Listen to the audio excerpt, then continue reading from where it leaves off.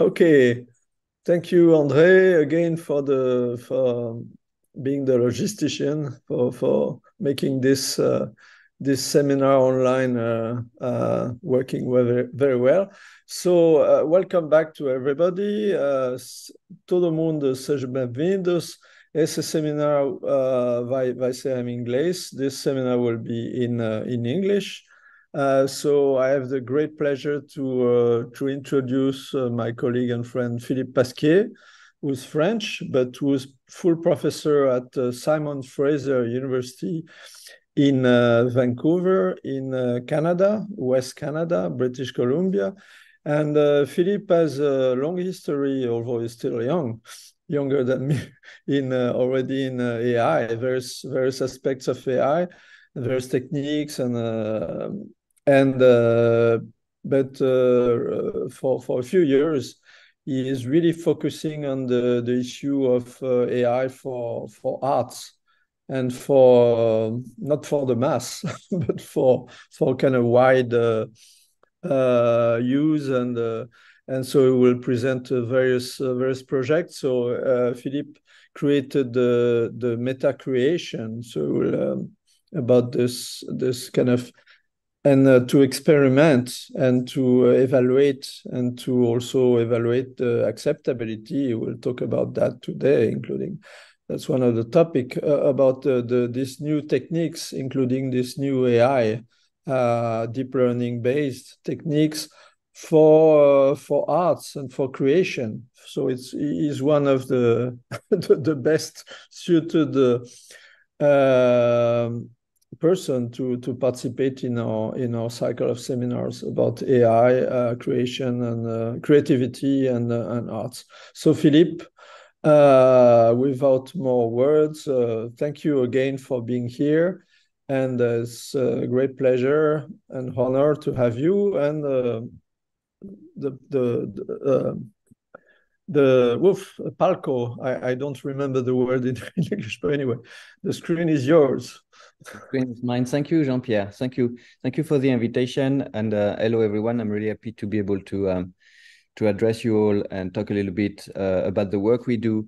And in particular, today, try to focus on acceptance and acceptability. And I will explain what it means and what I mean by that in a second. But first, let's put that in the context of the rise of AI. AI is already everywhere. AI is this idea simply of having machine automating tasks that are usually requiring human intelligence or some human brain style intelligence to be achieved. And it's sort of a moving front, which since the mid 20th century really is allowing us to partially or completely automate tasks that are increasingly complex. And now there's two types of AI, strong AI and weak AI. And I won't talk about strong AI today, which is this idea of having sentient machines. It's something that is being debated in research, doesn't exist yet as far as we know in reality. Instead, I'll talk about weak AI. That is this idea of making machines that automate one particular task at a time and don't have a generic type of intelligence. So that's the context I will be talking in. And while usually AI is about automating rational problem solving, problems for which we have an optimal solution, we at the Meta Creation Lab are interested in studying the partial or complete automation of creative tasks, which are precisely those tasks for which there's no optimal solution. So we're looking into generative algorithms, and we've been doing that for over 15 years now. Here in Vancouver, in British Columbia, at Simon Fraser University. And we're doing that across domains. That is, we're interested in whether the generative and creative pathways and workflows are similar or different when it comes to visual art versus music versus dance versus video games. So we're interested in all corners of creative and entertainment industries. So creative tasks are exactly those tasks for which there's no optimal outcome. That's the definition I give for that. That is, there is no such thing as the best graphic design, an optimal drawing, or a Pareto dominant choreography. So a lot of the tools that we usually use in AI to guide us toward a solution by trying to go toward an optimal approaching it anyhow, those tools typically don't really apply when it comes to creative tasks, which make it, from a computer science perspective, an interesting set of problems. At the Meta Creation Lab, we work on this idea of creative AI in an interdisciplinary framework. We do research creation, and so we provide and develop new algorithms that we publish and evaluate in scientific conferences. When those algorithms do work, we apply them with the industry to try to reach actual users. And then we also test those algorithms working ourselves with them as artists or working in collaboration with artists to derive some artwork. So I'll take a few examples of artworks and applications as I go along today. So the plan for today is I want to convince you that there's at least two main broad families of applications that we're going to see, and we already see, unfold from the rise of AI and creative AI in particular.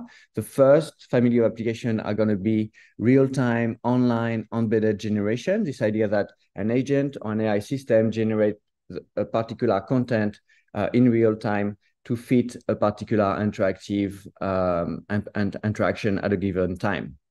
The second family of algorithm I'm going to look at computer-assisted creativity algorithm. So that is the idea of having some sort of workflow in which a human creator is working with the AI. Sometimes we say co-creating, working with the AI, often in a back and forth, in order to generate some content and some assets. So I'll talk about those two families, give some examples, and then we'll talk about how do we evaluate those algorithms, and we'll talk in particular about the acceptability of these systems. If these systems are to become everyday systems and are to be embedded in pretty much any interactive experience you can think of, then it's probably a good idea to look at whether the creators and the people from the creative industry accept those systems and are at peace with those systems being deployed.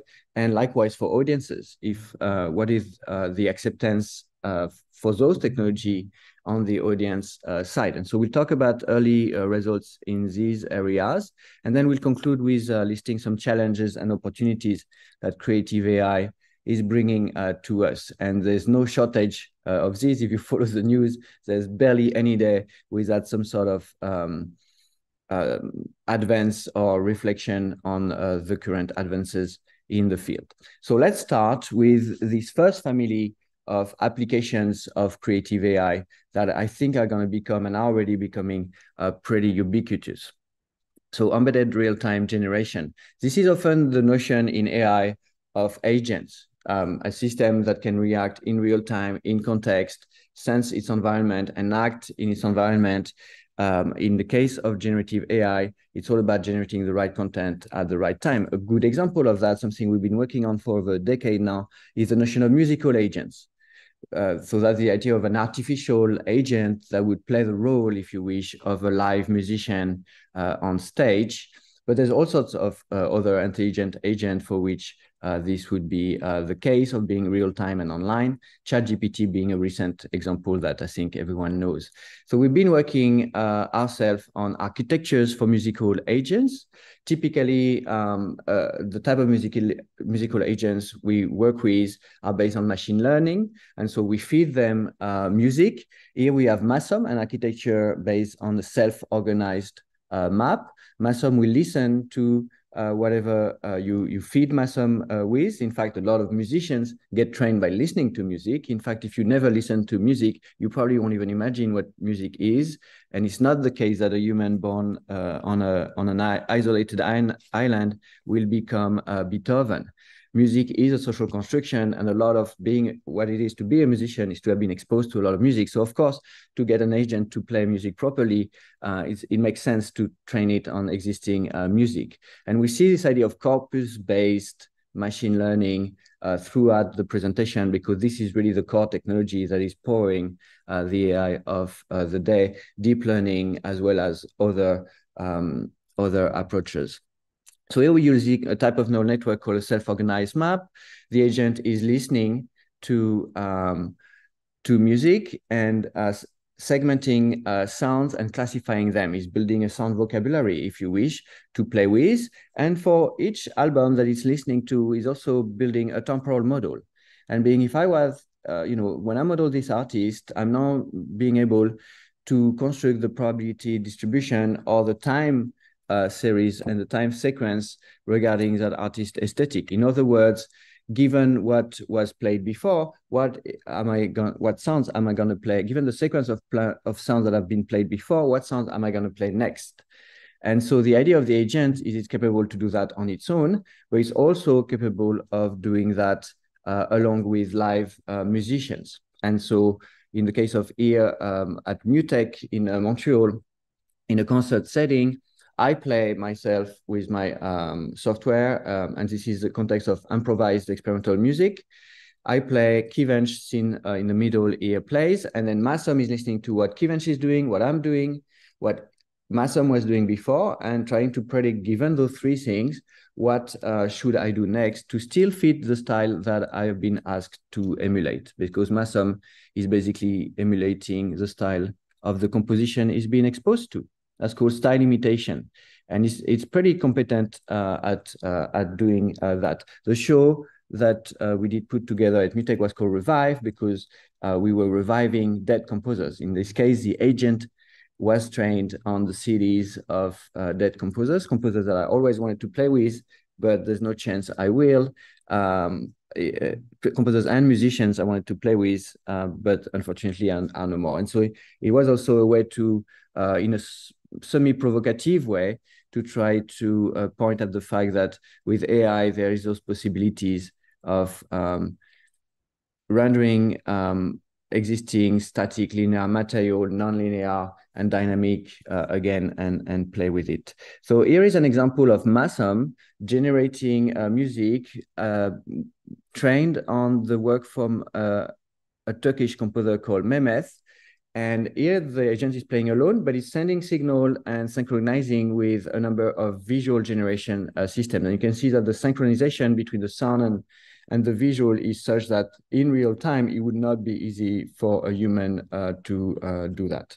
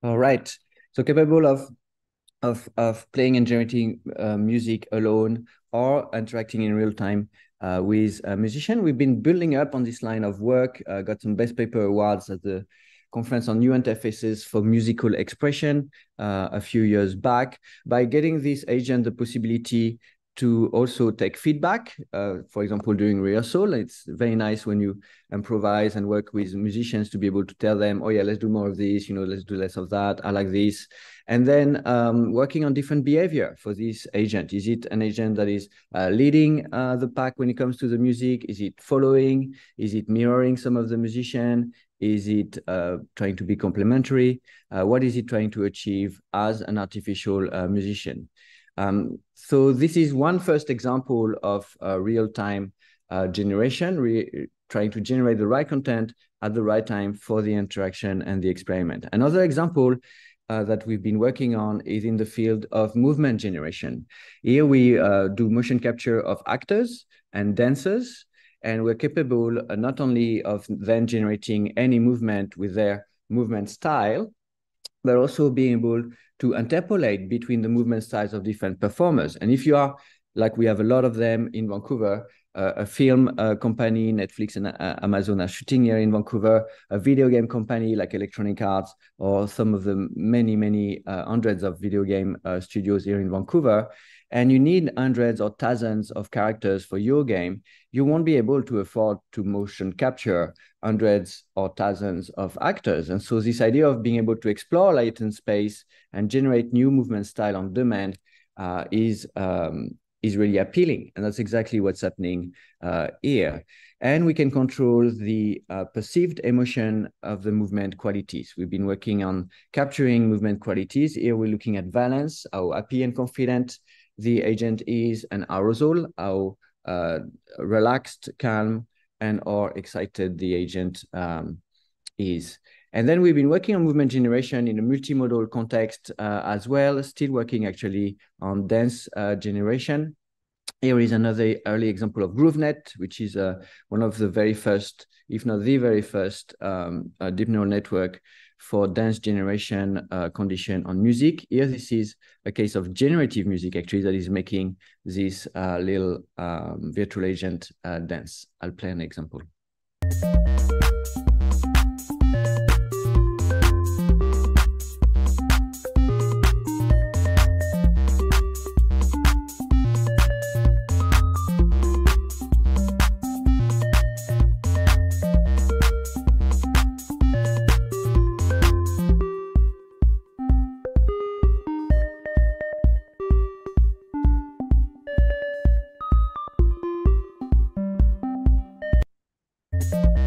And then you see here, it's dancing on the rhythm. It's working well in terms of real-time generation. This is obviously a video capture of it. But there's also part of the movement that is sort of non-human. And that's something that we will see over and over with those generative algorithms. Sometimes it's about style imitation and the suspension of disbelief, and it has to look realistic as in human-like type of output. And some of the time, we use them for their inherent aesthetic. Some people talk about the neural aesthetic as a new emerging aesthetic and cultural sort of, subculture with its own parameters and its own aesthetic. So these are all generative systems that react in real time to the environment. They are interactive systems. And those interactive systems do call for generation. So why would we remove the human in the loop when we generate animation, when we generate music, like we saw in those examples? Well, there is many reasons, but some of them have to do with the move from linear to interactive media. As I was mentioning, you might want hundreds, if not thousands, of characters and movement, and it might become too expensive to create those assets manually. If you develop a linear media, write a book, make an album, make a film, and you have a team of 200 people, like for a movie for Pixar, for example, it makes sense that you have humans do everything and everything can be looked at by professionals. And that has been the model of media production, mostly linear media so far. But when you're developing interactive media, interactive systems, some systems for education or for entertainment, such as video games, and you have open worlds like the World of Warcraft, where you have 11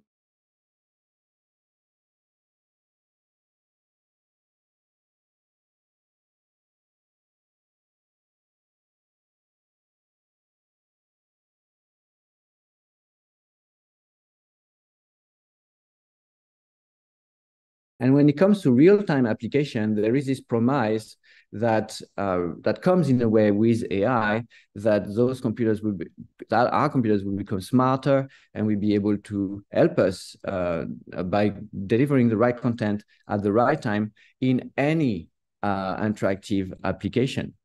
And so this is the case right now for online applications such as artificial agents and virtual agents, and this first family of applications that I wanted to talk about.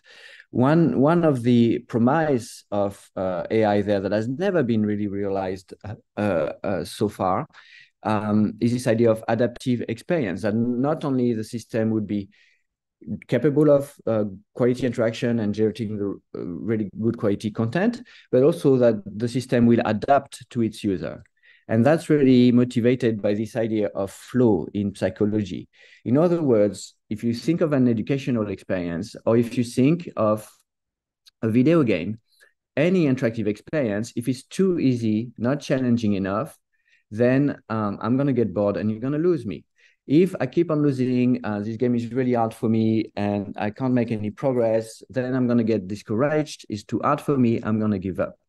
You need to keep me in the flow zone. You keep me engaged with the interaction. And in order for that to happen, you need to sort of know what are my boundaries in terms of this flow zone. And the flow zone will change for everyone. Maybe I'm a slow learner when it comes to video game, and you have to generate experiences that are just have small increments of complexity and challenge. While maybe someone is a very fast learner, someone younger, and you need to challenge them by moving the flow zone quicker to higher challenges zone. And so it's only by following and tracking a particular user that we get ourselves a chance to give them the right experience. In education, for example, it's quite clear that if I could do one-on-one teaching, it would be better because I can match the students' level at any given time. While right now at the university, I have to teach hundreds of students at a time because we don't have the means to have a given faculty for each students. And so we have to make choices. Do we teach for the best students? Do we teach for the worst students? Do we teach for the average? Socio-political choices have to be made here. We think that with artificial agents and the rise of this generative AI that can work in real time, we'll be able to change things quite a bit when it comes to interactive systems. So we've been working to illustrate what it really means and how we make these ideas concrete on game level generation for a long time now. And we had some award-winning system that were literally doing exactly what I just explained, tracking where the player is at and generating levels that have a flow and a rhythm within the level, but have a tension curve that sort of stay within some boundaries that keep the flow for a given player. And we've been evaluating those approaches to game level generation, personalized game level generation, and adaptive game level generation, if you wish. And we see that it does improve the engagement indeed and the pleasure for the player. Now, once you have a level and you actually know the tension curve that the player is going to go up with, the more jumps you have to do, the more enemy you encounter, the more the tension rise. Then it's, of course, a great information to then make music that follows that tension curve and have music that really illustrates what's happening in a game at a given time. So we did some experiment as well on showing first that music matters in interactive experiences and in interactive systems, because we have a lot of results in the cognitive science literature about music being very important when it comes to cinema and animation. Often when you cry in a movie theater or watching a movie, it has to do with the music. If I remove that music, even if the plot is very sad, the music is really the trigger for the amplifier for the emotion. While when you play a video game or you're into an interactive systems, you're cognitively busy, maybe more than when you're passively watching a movie, and you're sometimes physically busy. So is it the case that music still matters? And so we made empirical experiments showing that yes, actually, it does still matter. Then we developed our own corpus with valence, arousal, and tension this time, and developed systems to generate music based on what's happening in a video game. And here we really have, in a way, an agent, the Playgram model, that is watching the game and analyzing the emotion from the point of view of the player. So this is like a player's good friend who is ruling for the player and analyzing the valence, the arousal, and the tension, how positive and negative what's happening in the game is, how calm or eventful it is, and how tense it is. And those curves are then informing music generative and adaptive system to make music that really reflect the experience of the player in the game from the perspective of someone who is emotionally bound with the player. And we did show indeed that this is allowing emotion, perception, and immersion and enjoyment for the player better than simply adaptive music without generative music, and certainly better than no music at all. It actually doesn't do better than linear music, and that has to do with the fact that this generative adaptive system didn't have the musical quality as its output that professional composers would actually give to the music. So we also need to get those systems to be human competitive before they really are as effective as linear work by humans, which I'll talk about the humans in the loop and out of the loop a little bit later. Finally, final example of generating the right content at the right time for a user in the context of an interactive experiment, which I believe to be the first big family of creative AI applications, is an app that came out from the lab, but that was removed from the App Store, I think, last year, but was pretty successful for a few years, called Allo. It's a soundscape generation and music generation app in which you choose your state and what state you want to be in, and the system is going to generate binaural beats, soundscapes, and music to try to bring you to that state. We're trying now to work with students on augmenting this type of approach with biosensing, signals being used by the AI to inform the generation. In other words, measuring if you're relaxing and trying to generate signals that would relax you. This is the idea of functional music generation. And in general, I think in the domain of creative AI and generative systems, we're going to see a lot of that type of approaches of functional generation. In fact, we know that from scientific studies that music therapy works. And again, we don't use all of us music therapists because it's expensive and because there's not going to be enough music therapists, but everyone has a phone or a computer. And so therefore it's really enticing, this idea of eventually porting those approaches to the digital world. All right, so these are really examples of this first family of approach of online real-time generation. This idea of serving the right content at the right time in a way was already present for a long time in interactive systems. That's how the internet works. That's how a search engine works. That's this idea of recommendation. You ask the system something and it tries to serve you the right content, to recommend you the right content at the right time.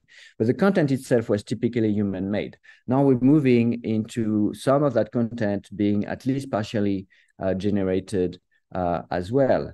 And so with this generative system, we just go one step further here and increase the variety, the richness, the diversity, and maybe the appropriateness and the specificity of the content that is being served. Well, sometimes online generation is not an option, or sometimes, as I was mentioning in the case of music for games, the quality of online generation is not good enough. In the case of music for game, it's not just because the generators are not good enough, it's because there's only that much CPU and resources left in the game engine to process the music, and generative music can be very expensive, and so you have to make sacrifices. And so very often, there's also offline content creation, not just online content creation, that is important. And so that is really the transition to the second family that I want to talk about today, which is offline content creation, this idea of computer-assisted creativity. And here we talk about the creative industry, which for the most part is spending their time in front of computers, in front of creative softwares, the Adobe suite of this world, clicking on buttons to get things done, often to create assets. And so the second family of approach of creative AI is really to cover these co-creative or computer-assisted creative applications. So I start here with computer graphics. We worked with my colleague, Steve DiPaola, who was leading this work on style transfer, where you could select a number of paintings from a known style like Rembrandt, or a style that you decide through a set of pictures, and then the system will learn how to transfer any photography into that style. So this is me in the style of Rembrandt and me in the style of Horton. That was used later on. Similar systems were used, and we were giving the user the power to train their own style and then apply it. There's an app still in the App Store from a colleague from the Generate company, based in Toronto now, that was released in 2017, and we had some success with that type of work.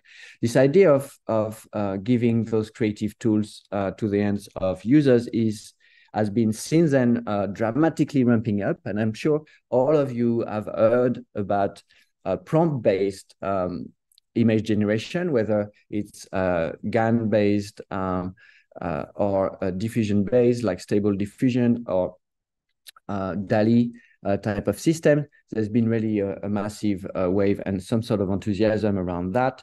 We did similar prompt-based work already a long time ago in the field of computer-assisted sound design. So what has become very popular was in fact not that new. And as early as 2012, we were publishing systems in which the prompt-based generation was already operational, although in the context of sound design. So here the idea is to generate a soundscape. And so you enter a prompt, for example, a question like kids are playing in the park on a Sunday afternoon, let's say, and the duration of the soundscape that you want to generate. You get to draw the curve for valence and arousal. Maybe the kids are playing in the park and I want it to start sad and finish happy, and start eventful and finish calm. Then when you generate, the system is gonna find sounds, segment sounds, and we have good papers on background and foreground segmentation and classification, which are universal categories. Is a sound a background sound or a foreground sound? And then we layer those background and foreground sounds, recognize the emotion, mix them so that the cumulative emotion match this curve, which is not an easy feat, and eventually do either an audio rendering of this proposed sound design, or you can download the timeline in your favorite digital audio workstation in a sound composition and editing software and work with it. And so the software does in a few seconds hours of work, like finding on your hard drive among the 1,000 sounds that you have as a sound designer. Here there might be 50 or 60 sounds that have been found and put together. You might not like them all, and when we evaluate that system, we find that it's not as good as a professional, but it's so much faster that a professional or an amateur, beginner interacting with it will be able to work in a more efficient way and be more efficient. So here is example of the system at work. If you ask for a waterfall in Thailand, you might come up with a mix like this one.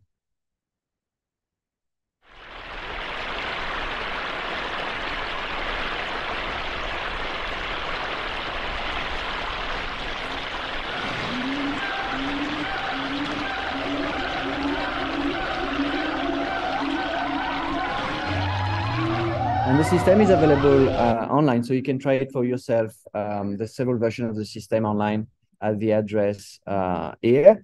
But you can see that if I don't like a mix, then I can just press generate again, and the system is non-deterministic. It's going to give me a different mix, or I can change my request. And so that's this idea of computer-assisted creativity, where a creator, sound designer, would interact back and forth with the generative systems so as to converge in a way toward the generation of the desired asset. Here is an example of what a city in the bush might sound.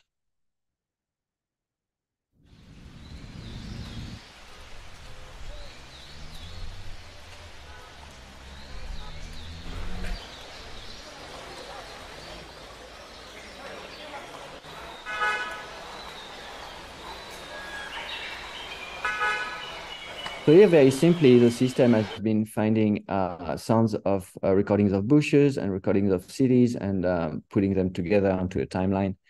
And then if you give that to creatives, sound designers, musicians, or artists in general, they will very quickly appropriate those tools and eventually use them in ways you didn't foresee. For example, they might make requests that are very abstract and for which you don't know exactly what the soundscape or the sound design should sound like, and then the tool then become a creative instrument sort of an inspiration machine. Here is how a quenching rain drench my burning head could sound like.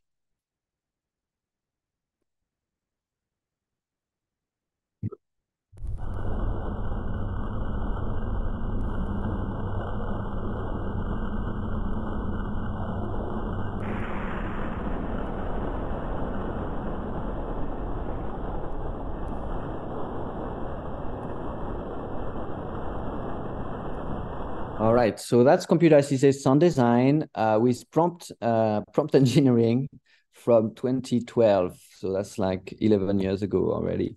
More recently, we've been really focusing on computer-assisted composition, mostly because for once we got an algorithm that really worked very well at a human competitive level. Not surprisingly, it's a transformer architecture that we trained on symbolic music generation. So here we're talking about the score. We trained the system on MIDI and scores, so symbolic representation, not on audio, not on sounds themselves. So it's really a composition machine that is capable of giving you musical patterns, but not sounds for them. It has 16 bars of attention, which is one of the main limitations in the field at the moment. And that has to do with the fact that we want the system to run on a personal computer.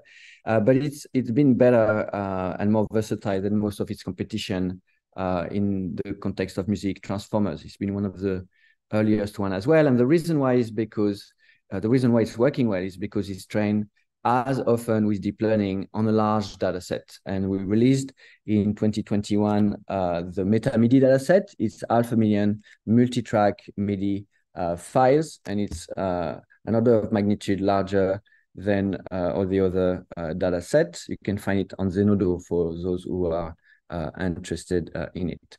And so we trained a GPT-2 architecture basically with our in-house encoding and tokenization and a couple of tricks. And here is an example of what the resulting model can do. And mostly this model works by in-painting. And I'll explain that a little bit more right after the example.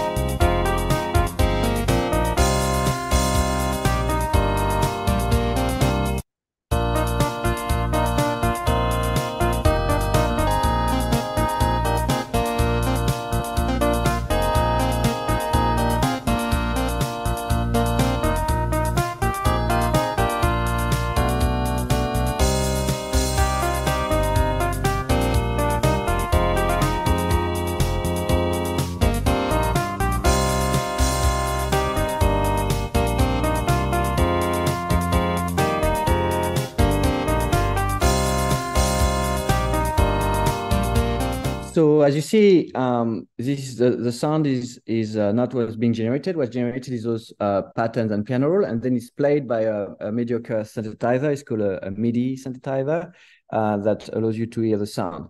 But what just happened here is we saw some examples of what the system can do. What the system can do is it can generate music from scratch. Typically, you would not generate from scratch because the system knows so much music that you can end up anywhere. You know, you can end up with medieval classical music or with contemporary jazz or with heavy metal. So often you will use an existing musical context as a as a way to prime the system, or you would condition the system on asking for a given style or given composer and things like that.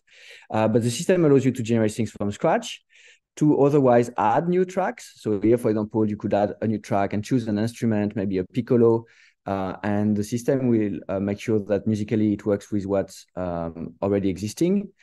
You can regenerate a track. I didn't like what you did with this piccolo, do it again.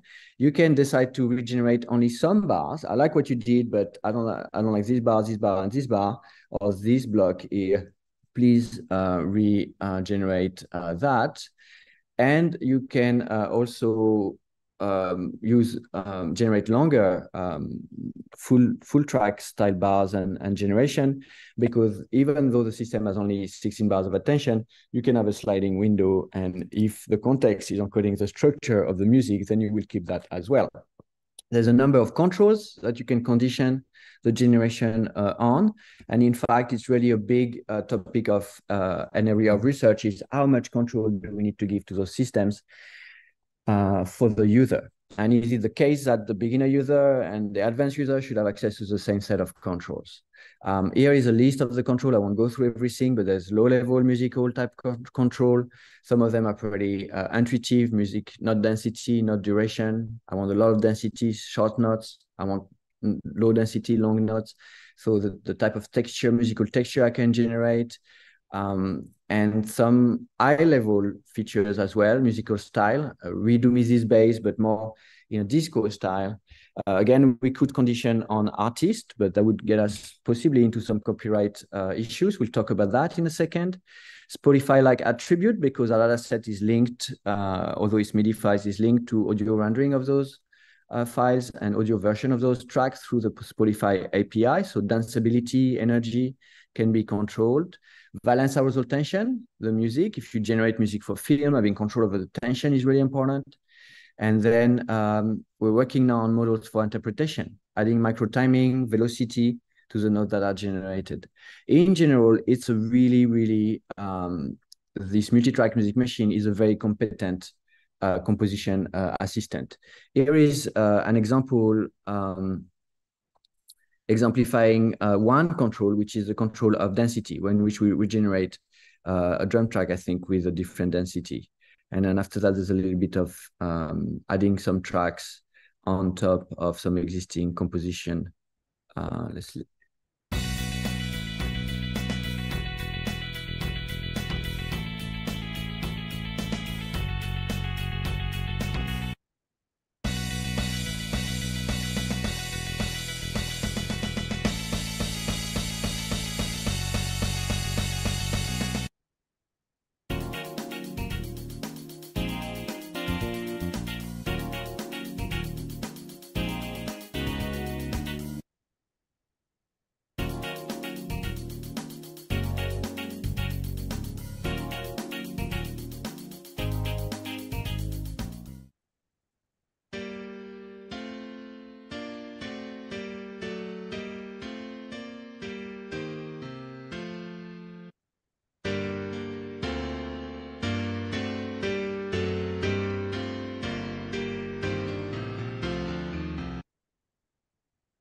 All right. So those are examples of the model being demonstrated.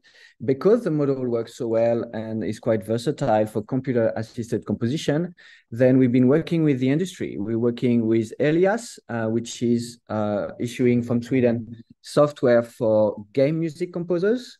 And so game music composers have a lot of variations to make. They write a theme maybe, and then they need many variations of that theme, you know, for when it's calm, for when it's energetic, for when it's sad, for when it's happy, and a lot of variation. It happens that the model is really good at making variation. We saw some example of that, by which those are even new features that you know allow us to make variations where you randomly pick, let's say, 50% of the bars and then change them. Then that's going to be a bigger variation than if you change 30% of the bars, which, you know, and you can change up to all of the bars if you want. The order in which you do those changes, the amount of bars you resample at each time, all of that is going to have an influence on on the output. We also been working with teenage engineering who are making synthesizers. And if you know about programming patterns into synthesizer, if you're not really good at playing yourself and you're not a composer, it's typically time consuming and not straightforward. And so while users really love playing with the sounds, if they don't have composition background, it would be really nice as an inspiration machine to empower those users by giving them access to the multi-track music machine, our model, embedded in the apps that come with a synthesizer. The models those transformers don't run on the hardware so far. You sort of need a CPU or a client-server sort of interaction, and then the user can then generate a pattern. Here are example of electronic music made with some teenage engineering synthesizer using our model.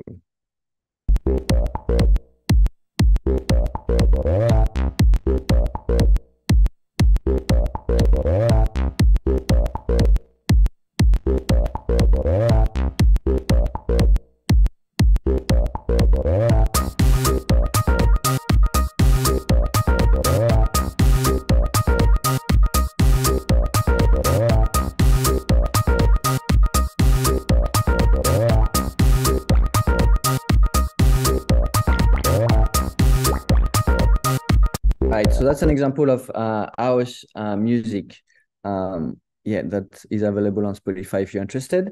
And then another application of the same system is our online interface, which we're using right now, and we're onboarding people. So if you're interested in trying MMM in something that is better than a notebook or the code book of Google, you can check this QR code here and onboard yourself into using Calliope. You get them to load some MIDI and make some generation.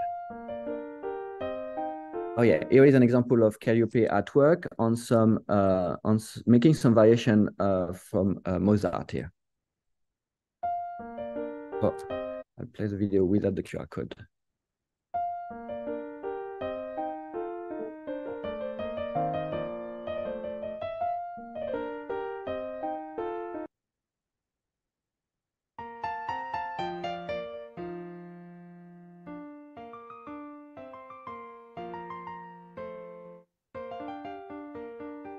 So we made a variation. Now we're going to add some tracks.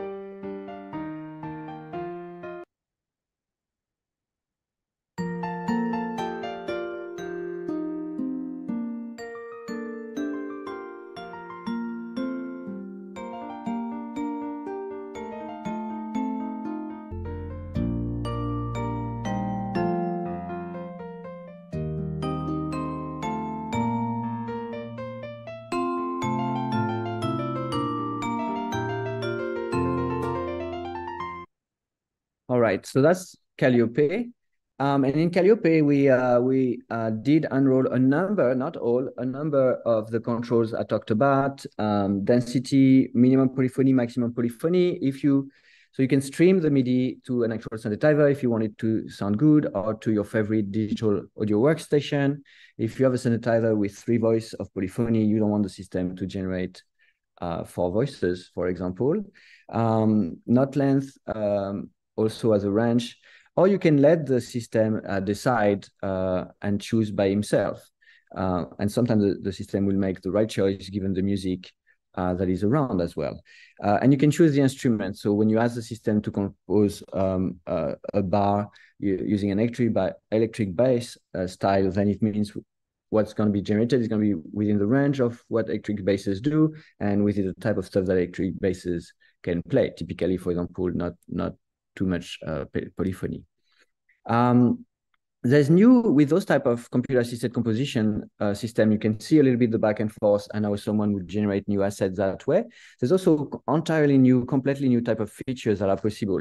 Here, I'll point to the fact that we have a variation engine where you can just tell the system, hey, I selected all of those tracks, now resample 100% of them or 50% of them, do that two bars at a time on 4 tracks at a time. So a block of 2 by 4. Or do that 3 bars at a time on 1 track at a time. And you can ask the system to batch generate and to do that, to do those variations, not 10, but hundreds of times if necessary. And we have an award-winning ranking algorithm that also allow you to tell, hey, you know, make those variations of this track and now rank them all according to the original, or rank them all according to this other track.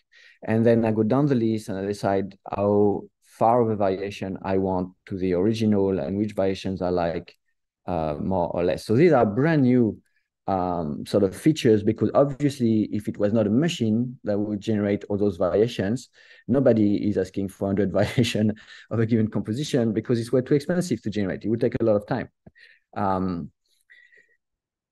And so that's all embedded in Calliope, and you can play with that. Beta testing, so be kind with us and report bugs when you find them, because we're still trying to improve a little bit the system. We're not product makers really. We are developing these systems mostly to conduct research. Now we're also interested in reaching larger audience, so we're working on an Ableton live plugin that we hope will soon be available. Being the most common music software out there with 6 million licenses. If you're interested in trying in Ableton, email me, because we are beta testing that as well now, and we hope to release publicly this fall. I was talking to the good people of Ableton quite recently. I gave a talk in Berlin, and they told me that I should release, so I will do so. I wanted to point out we use as well our system ourselves.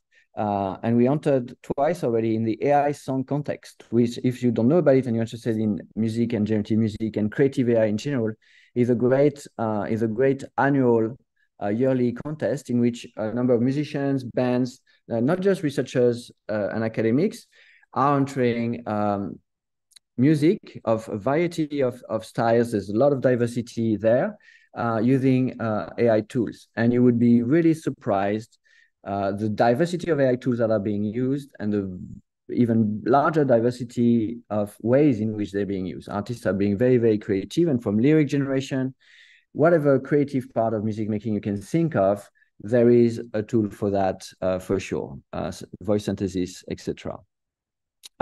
Here is a quick example of our entry from 2021 made with our systems as well, just to give you an example of pop rock, surf rock in a way, in this case, so a different style to exemplify the versatility of this type of systems.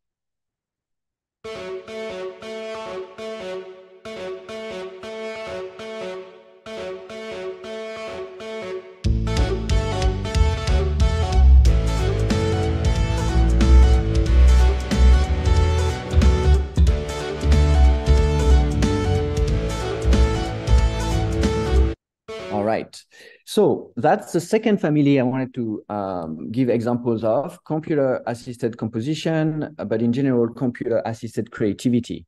And I gave some example in sound design, in music, in sound synthesis. We saw that in visual art, photography, animation has become really popular. But literally, you can think of any creative task that could be achieved in a computer-mediated fashion. And a lot of the creative industry right now is people in front of creative software, making assets manually. Any of those creative tasks you can think of, there's already an AI system for it. Cocktail making, fashion design, you name it, there's an AI system for it. And so if we are to augment every creative software with embedding in them the generative AI system that we can interact with, and if we are to put those AI assistants and assistants everywhere, then it's important to start evaluating those systems and to look at many dimensions of those systems, including their acceptance. And so now I'm going to talk a little bit more about evaluation and acceptance in the third part of this talk. Evaluating generative system, creative AI, and meta creation is not easy. But there's two big types of evaluation, really: informal evaluation and then academic, more formal evaluation. In the informal evaluation, we have the fact that an artwork is ready or a system is ready when the author, artists, designers, computer scientists decide it's ready. And then eventually peers, colleagues can give feedback, experts can give feedback. the audience is a real world type of feedback and evaluation. You know, if you release an album, people buy it or they don't. If you organize a concert, they come or they don't. And then the media, the critics are important to get feedback.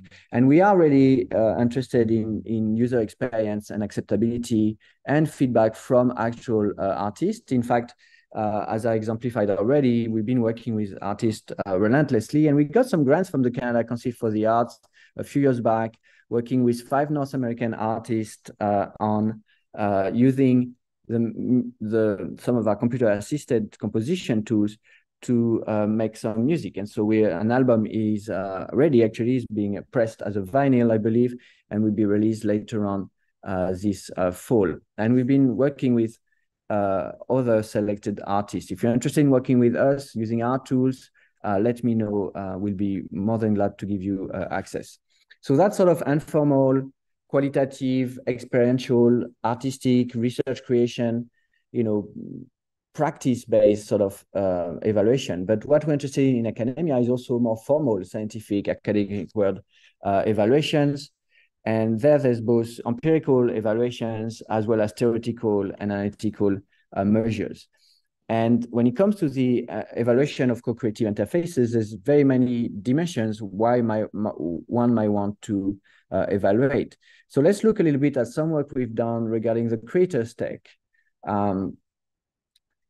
Here, we're not going to look at the evaluation of the quality of the output of the system. We'll assume the system is human competitive. There's already been quite a bit of work on showing that and establishing that. So I won't talk about that so much. What I will talk instead is about the human-AI interaction with the system. So this is fairly fresh work presented earlier this summer at ISCAI, the Joint Conference on AI in Macau. And it's collaborative work with Steinberg. Steinberg is one of the main music software company, and they're interested in the multi-track music machine model and interested in what impact that will have on their user to embed that model in their music composition software. And here we're not just interested, as I was mentioning, into the competence, the quality. Is the system perceived as reliable, competent at its tasks? Not just the efficiency, does it allow saving time and effort? These are really important for it to become a product, for sure. But we, more importantly, in a way, interested into the agency that it gives to the creator, to the musician, the level of control and the expressivity that comes out of using that system. Is it the case that you feel you have enough control to generate music that you feel is yours? Do you feel the music that comes out of that interaction and that co-creative process is your music? Do you feel it's the machine music? You've been guiding it and making requests, but it is not your music, although you might like it? Or is it a collaboration? And even one level deeper in the experience, looking into the phenomenology of using that system. If you have been a user of Cubase, the software in which we put our, the Steinberg software in which we put our generative system, what does it feel to you if you've been using this software for 10 years to have this new feature here? And what is the subjective felt experience of composing with that system versus without that system? So we started, we're not done yet, really, truly. We're working with Steinberg on a second study now, and we have a third one internally in the lab plan, but we're starting to work really on those questions. And so first thing first, we embedded and developed a little plugin, very minimal, with one parameter, which is like temperature, which is whether you want the system generate to be conservative or to be more wild. In a way, you control the entropy of the generation of the system. So we embedded the system so that people can generate in Cubase. They can still do all the in-painting, add new tracks, resample tracks, resample just a few bars, select the instrument that is going to be used, generate drums or one of the 120 MIDI instruments. And then we proceeded with a study, starting with expert users, 18 expert users, both professional, people who make a living out of using Cubase, and other expert people with good experience in using the software and in music composition that are enthusiasts. And then there was a 6-week, 9-week experiment, so pretty longitudinal, because we wanted not only to have a 1 use, 2 hours in a laboratory and you get to fill a survey, but we wanted to see if repeated exposure and trying different tasks would make a difference. And so we have 3 tasks: an arrangement task, you have to add 3 tracks to a 16-bar 4-track motif; a variation task where you have to make variations of an existing composition; and an original composition task in which you can start from scratch or start from seeds of your choice. Maybe you start with your music and you're making variations on your own compositions. For each of the tasks, there was 2 weeks, and then there was a usability with a standard usability testing measurement here, and then an acceptance measurement. I'll talk about it in a second. And then after all that, we went through the computer support indexed and some qualitative surveys for user experience. So that's the structure of the study. What's sort of new in a way here, although those tools and those instruments are not new, that's something that is used in the software industry, but in the product industry in general, the notion of technological acceptance. How do you measure user acceptance? And here is an early model. It's been refined in the 90s to much more complex cognitive model. But really, the basic idea of the technology acceptance model is stating here that the success of a system in terms of the user intention to use and reuse, and therefore actually use the system over time, has to do with 2 types of attitude forming perception: the perception of usefulness of the system and the perception of ease of use of the system. And that would condition the attitude, positive or negative, toward the system, which in turn will influence its intention of use. So it's really grounded into a psychological theory here, and the model has been extensively used to assess technology and their potential. And so when we do the measurement, in our case, the paper has plenty more measurements of all the other dimensions. What we find, though, here on the right, is that if the tool would be available for their work, then those composers predict that they will use it on a regular basis in the future. And in fact, the professionals agree even more so with that statement. And so what we found overall, to summarize, I invite you to read the paper if you want to know more. There's a lot of results in that paper. But we found throughout this study that Cubase, the name of that plugin, is a usable computer-assisted composition creative software for multi-track music composition. We show in the study that it has provided decent user experience with good creativity support. It was shown that it lacks expressivity and control. And that makes a lot of sense because these were expert users and professional composers. And we just gave them 1 slider. And in fact, we could have enrolled all of the control I talked about for the model earlier on, and they would probably have wanted that way more because they understand those controls, and they would it would be useful for them to be able to, in a way, talk to the system in a more expressive fashion and guide the system in a better way. It was found overall that the tool has a good technological acceptance and a pretty strong self-predicted future use, which is really good news for Steinberg if they want to enroll this other product. But it's also informing us vis-a-vis our study results. In particular, I mentioned the notion of authorship. And here what we saw when we look at the qualitative results and when we listen to what the composers did and we talk with them about it, is that the system is viewed as a source of inspiration. In fact, maybe because they didn't have enough control to fine-tune their request, they really used it as a way to like, hey, what if I had a marimba here? Or can you make me a transition between those 2 parts? So you erase all you make space and you ask for the missing bars in between. It's like fill the blank in music. And they will take those outputs, generate a few options, and then eventually, because they're composers, because they're proficient, they would heavily edit, if not rewrite, the output completely. So they overall felt that they maintain authorship over the final results. And that's really, really encouraging because that is definitely something that is important. And it turns out it's not something that is important only for the creator themselves. I would hypothesize that it's something that is also important for the audience to some extent. And that brings me to the second dimension of acceptance studies that we have been looking into so far, which is the evaluation of the creative AI generated content by the audiences. The audiences can they tell the difference between machine generated content or not? And if they cannot, is the fact of being informed that something has been machine generated or created by AI will change the perception of it? So that is the question, in a way, of the bias for or against computational creativity. And we'll talk about that in a second.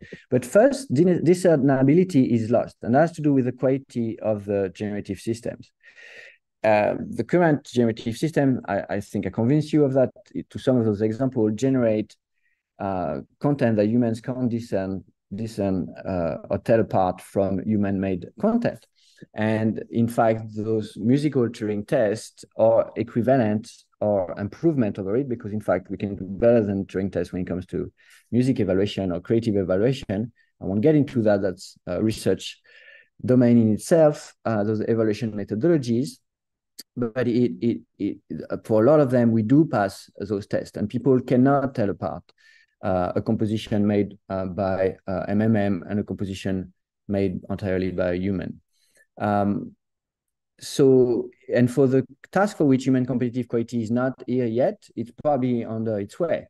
And so this is really raising the question of synthetic media and deepfakes. And you saw that there's really now some work being done by government to try to start regulating this, maybe having a logo, being able to tell people, hey, this is made by a machine, this is made in collaboration with an AI, or this is made by a human without using any AI. And there's a variety of possibilities there. This is an example of a paper in which we do show that people can tell apart machine-made music and human-made music. So people can tell apart, but they need to be informed. And if they are informed, then does it make a difference? And that's the topic really of the bias against AI-generated content, the implicit or explicit bias. And this idea that computer-generated artifact will be often judged to be less interesting, valuable, or less creative than human-generated ones. There was already anecdotal evidence that such bias could exist. In fact, David Cope reports in his book, when he talks about his experience in musical intelligence in the 80s, that it was virtually impossible for him to find an orchestra to play otherwise really good composition that he would have made by developing the AMI system and using it. The conductors and professional classic music orchestras were refusing and sort of shocked by the idea that they would have to play machine-generated music. Now, concretely, in terms of studies of that potential bias for or against computational generated content, there's only a handful of papers. We have 7 here. That's 8 with the one I'm going to talk about right after. And I think there's 1 or 2 more recent ones that I've been looking at recently. And I actually changed my mind on the conclusion there. The conclusion of the meta-study on the bias is moving quick, because we didn't find much in early studies. In particular, when it comes to music, we have very little studies showing any effect. But for visual art, we now have a little bit more work that is showing statistically significant effects with an interesting effect size that is showing that maybe there is a bias, an explicit bias against computational creativity. The type of experiment we do to show that are interesting and they involve deception. Is typically you do a pre-study showing that humans can't tell apart the composition made by the machine and the one made by the human. Here, the compositions in this particular study that we published this summer are made by MMM, a multi-track music machine, and then the human composed one are just selected from the corpus. So here is 2 examples. So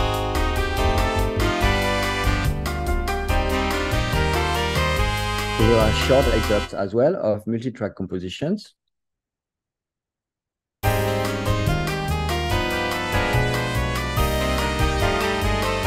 And often we would take excerpt from the campus randomly, and then we would resample all the bars in a random order, and then get this variation, maybe keeping one of the track like the rhythm similar. And then those would be matched in pairs of computer and human-made music, and then the participants are ranking those pairs, because ratings doesn't really work for aesthetic evaluations as much as ranking. Ratings are overrated. It's a great paper explaining that in terms of statistical instrument. And they evaluate all of those pieces. And then there's a revelation phase in which two different groups are given, for one of them, the real information about which piece is computer generated or human generated, and another group is being lied to.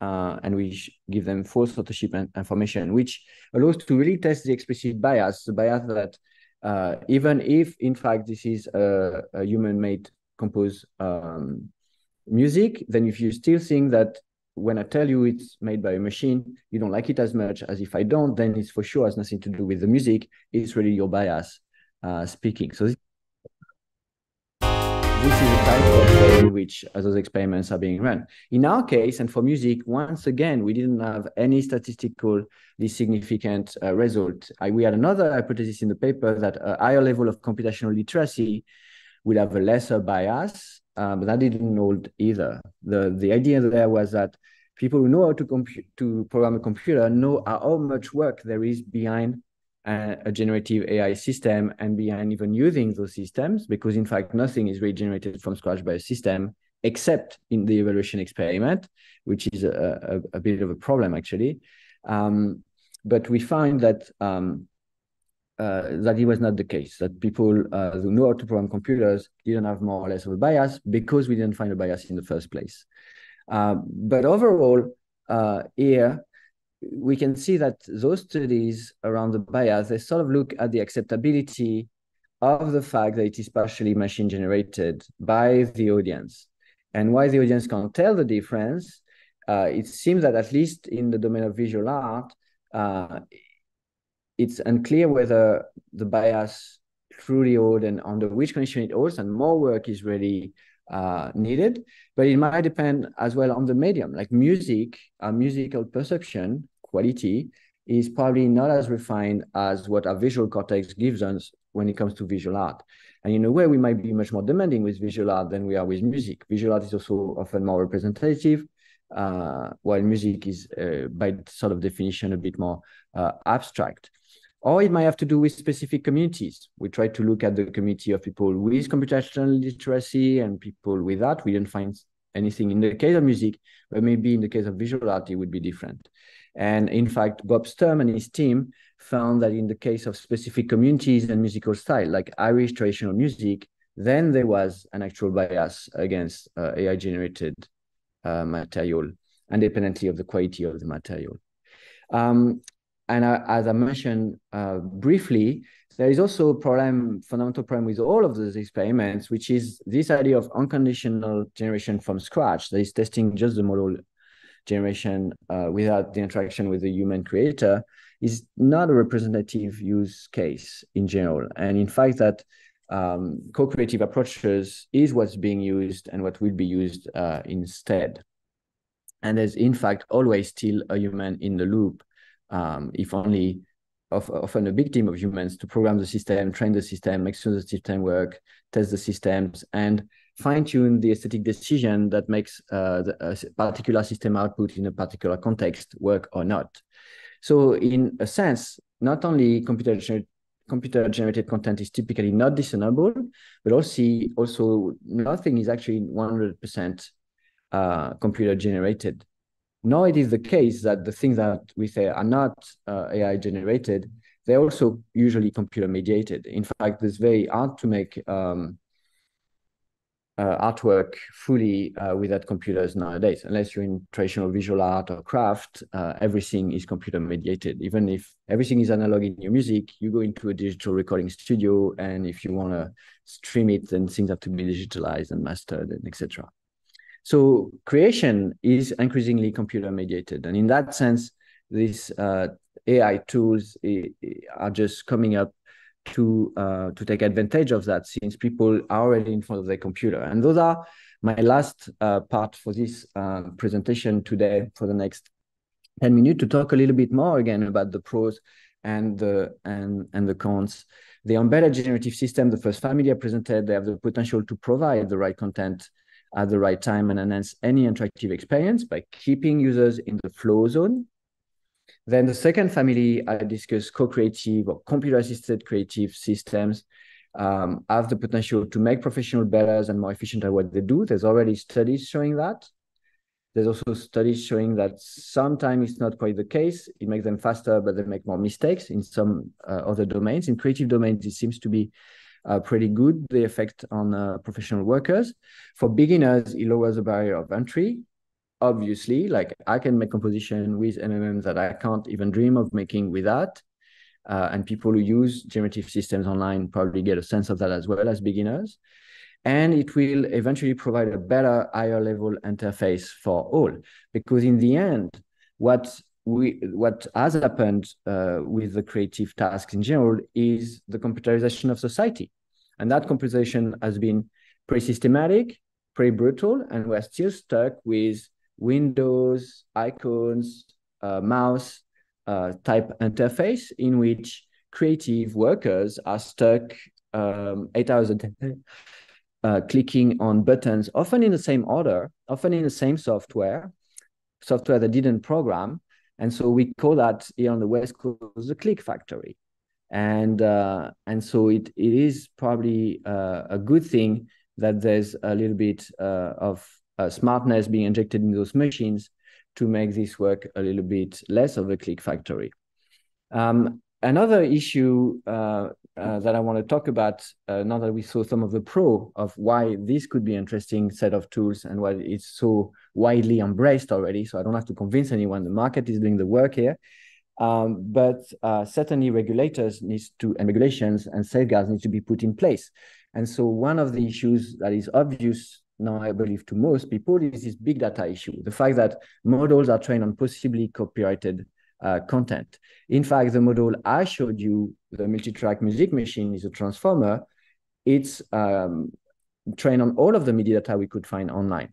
Because in Canada, under fair use, as a researcher, I can use data available online for research purposes. Now, when I train the model, the data is not in the model, and so I can sell that model or use it commercially. And this is exactly what all the big commercial companies, Google, Meta, etc., are doing. And the reason why they run, one of the many reasons why they run this research lab is to have the right to do that research piece by which they suck all the data for research purposes, and then they exploit the model. So there's clearly a loophole here. And this didn't escape the artists themselves, which are like, no, you can't do that. You can't just take all of my work online and then train a model, including my work, and then sell that model to other people. If I would have sold you that work, you would have paid a lot of money. If you have 6 trillion image in your database and you paid $1 per image, then you can't afford the database anymore. So there's been serious pushback, and in fact, lawsuits are ongoing in California and other places around this copyright loophole. And there's a lot of pushback there. In fact, when it comes to work replacement, but also these copyright issues, that's part of the strike in the US with the actors and the writers as well. So in the lab, we've been addressing this big data issue by trying to propose alternative approaches. We're really interested in small data. And we've been working with artists on a new project called Autolium, which is a neural visual synthesizer. It's going to be released maybe this term as well, if the gods of DevOps and debugging are with us. So yeah, Autolium is a neural visual synthesizer. It's a no-coding interface that allows anyone, but in particular, it's aimed at artists, to use a small data set, maybe 20, 50, 100, 200, maybe a couple thousand, but maybe 50 images as a data set. And with that coding, to be able to train your own model and explore the latent space of that model, explore all of the parameters of the neural network, do some network binding and taking a layer from one network, injecting it in another one, without any coding. I've already accessed, and so we are interested in giving this tool in the hands of photographers, animation artists. We're working with painters now, visual artists, graffiti, mural artists, etc., and work with them on generating either static or moving images. The entire system is controllable through OSC, so it can be hooked up to tangible interface, and really you can explore physically and then save presets and be like, yeah, I like this place, and you're the artist and it's your data set. And that is very different from using DALL-E or from using stable diffusion. Here you see someone manipulating the latent space on the network live. Some of those manipulations correspond to affine transforms and manipulation that we know, and some are much more abstract into the latent space of possible visuals. Here is an example of an artwork generated when the system was trained with the work of Erika Lapas Jensen, who is a visual artist here in Vancouver. And she was really impressed by the output and how the system would have captured some of her aesthetic, but at the same time produce something completely different. Here is an example. I was saying the system is controllable in real time, of the system generating visuals. This is a piece we exhibited, myself and Jonah Scratch from the Meta Creation Lab in a museum in Kelowna. And here the music is clearly, musical features are clearly mapped to the visual generation, and you will see the type of coupling that we get.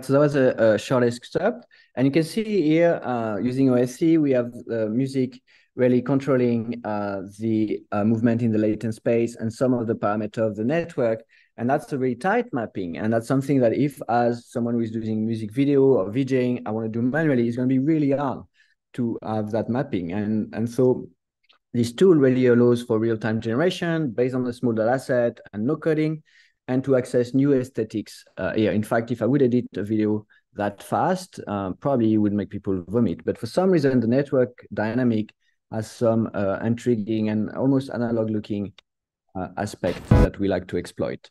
So with those types of systems really all together, the two families of approach I mentioned, we're entering a new wave of augmentation and automation, partial automation and augmentation of creative interfaces and software. And as each time there is a push for automation and augmentation, and in fact, each time there is actually a serious innovation, it's almost a way to see if there's an innovation, is that there's a pushback, and it scares people, or some people. And here there is no doubt there is a strong pushback, and we are back in a case of the fear of work displacement. And that was also very central in the actor and writer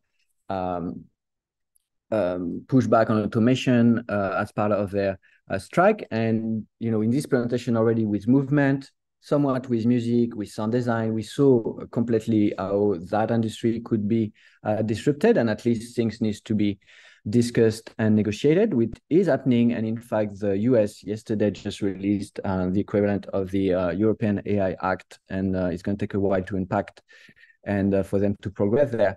But none of that is new in a way, in the sense of the pushback. Each time there is automation and augmentation, we see a fear of technological unemployment rising. In the earliest 20th century, the last large movement of automation and augmentation because of the invention of the steam engine and the automation of physical labor. A number of machines were invented that automated a number of low-level physical work, and there was a lot of pushback. The Luddites in movement were a movement of skilled English workers wanting to get rid of the machinery that were supposed to replace them.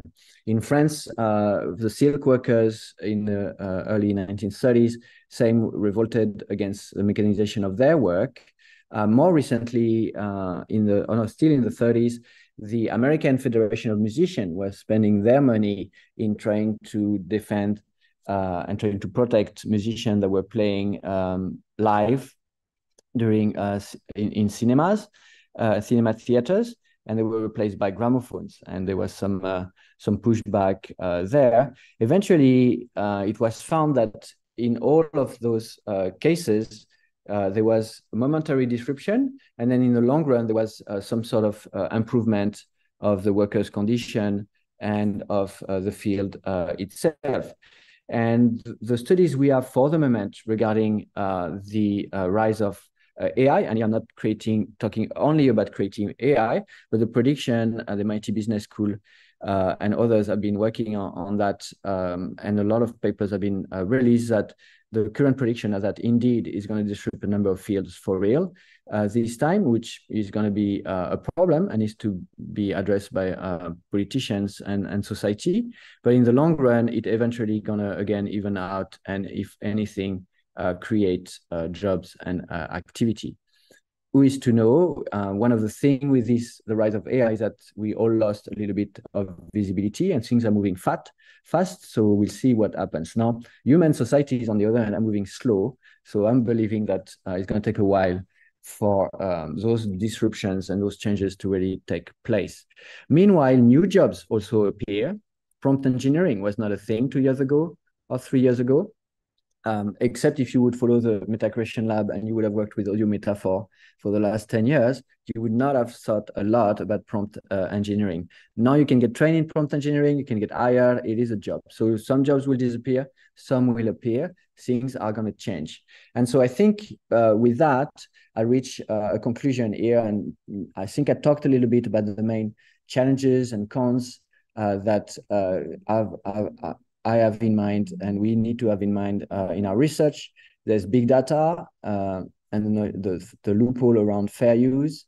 How are we going to integrate small data? How are we going to deal with copyright issue? Last week, I believe, there was a very nice talk in the same series here by Jean-Marc Delton that Jean-Pierre Briot invited, that is really unpacking all the issues around copyright, and there's many. It's not simple. The notion of plagiarism, style imitation are complex, because this loophole says that the model doesn't have the data, and the model will never generate exactly the data, which for the most part we show is the case. So our transformer, for example, is trained on existing music, but the likelihood, if you generate more than 2 or 3 bars, that it will quote, that is do plagiarism on the corpus, is very, very, very low. And it goes to infinitely low as you generate more and more material. So the material generated by the system is original, yet they are trained on copyrighted material. Technological employment and its sphere. Where are we going to go with that? No one knows. Deepfake and synthetic media may be even more problematic. How are we going to be able to not only tell who did what and what is authentic and non-authentic content, but in terms of authorship, how do we deal with the royalties if I was the author of the model, or I was the author of the dataset, or some of the element of the dataset, or I'm the author of the output, or I'm just a user of a system. How do I untangle the very many layers of authorship?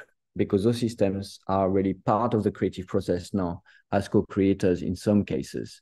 And then finally, the phenomenological dimensions of that for user experience for everyone, for creators who spend a lot of time in front of their computers creating those assets, but also on the receiving end.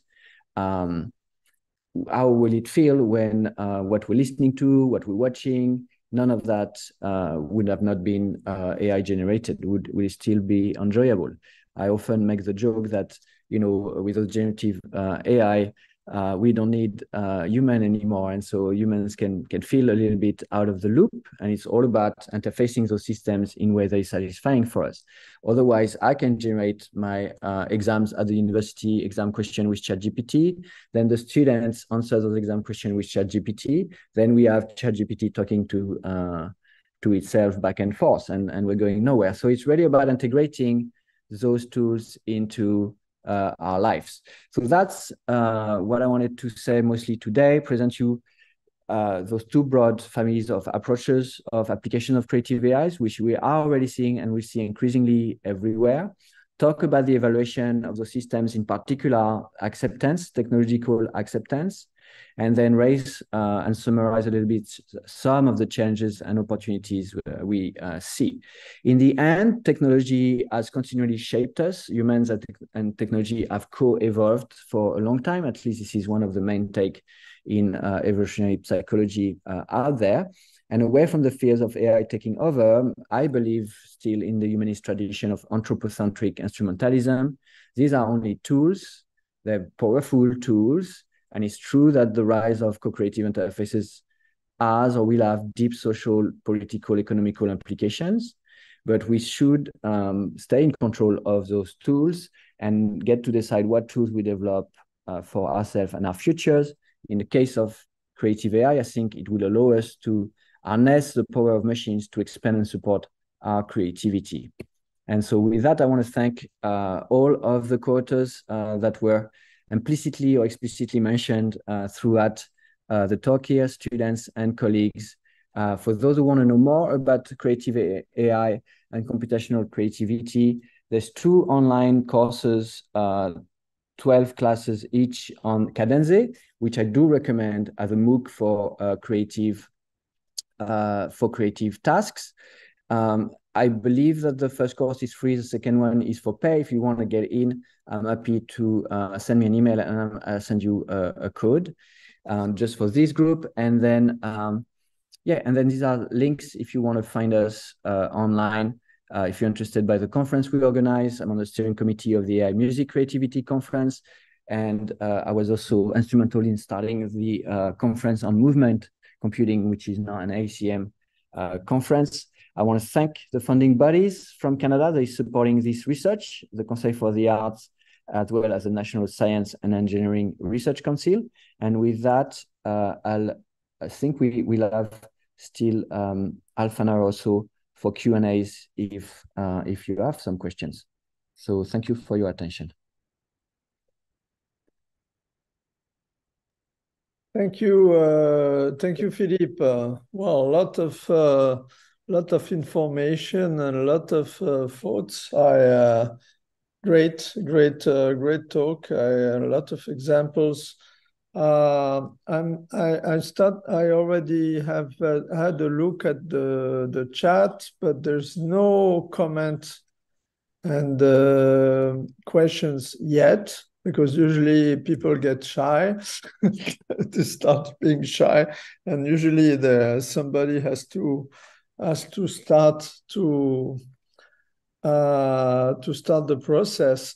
So yes, Philippe, again, thanks a lot. It's very interesting, and I myself have a lot of comments and questions. So maybe in order to start oh yes, there's a first comment. Excellent. I will translate in English for you from Mila, who's actually one of my previous students from PUC-Rio, where we had, remember, you met with her, Philippe, actually, when we did this seminar about creativity and AI, and Mila was there. She joined, and she said excellent presentation. Those examples, very interesting. So first comment, and I joined Mila on my. So maybe just Philippe, just maybe a first very little inline comment. because you in the starting you mentioned the self-organizing maps, but just I will kind of retranslate for the audience if they because in the self-organizing maps are actually a way to have a nonlinear primitive principal component analysis in it's based on neural networks. It's very old, and actually another version that I talked about just to make for the audience to make the connection are autoencoders. Autoencoders are doing a very similar things that they extract the abstractions are joint abstractions, and they also have some there are some clustering algorithms. So I won't get into detail, but just to say that self-organizing maps, that in your first example of system that you mentioned, is part of this kind of large collection of neural networks, artificial neural networks based techniques for analyzing data, not learning from data, not only for prediction and classification, but also for clusterization, for non-supervised. Anyway, it was just a little mention for the. And maybe have a look. Oh yes, there's a question from Bertrand Petit that you know well also, because we were together in this workshop. So from Bertrand, from your point of view, Philippe, what are the main institutions working on AI in generative music, except Simon Fraser, of course? Right. Well, that's a good question around the context. And yes, there's quite a number of groups now that are interested in generative music. The largest concentration, and it's also, I mean, everywhere is good quality work, but the largest concentration is at Queen Mary in London. They have a music AI doctoral program with about in excess of, I guess, 30 PhD students working on music AI. And they have, I don't know, 5 to 10 faculty maybe on this topic. And so that's the largest concentration at the moment. Some other major player, if you wish, are Bobstorm and his team as KTH, where there's quite a lot of action going on there.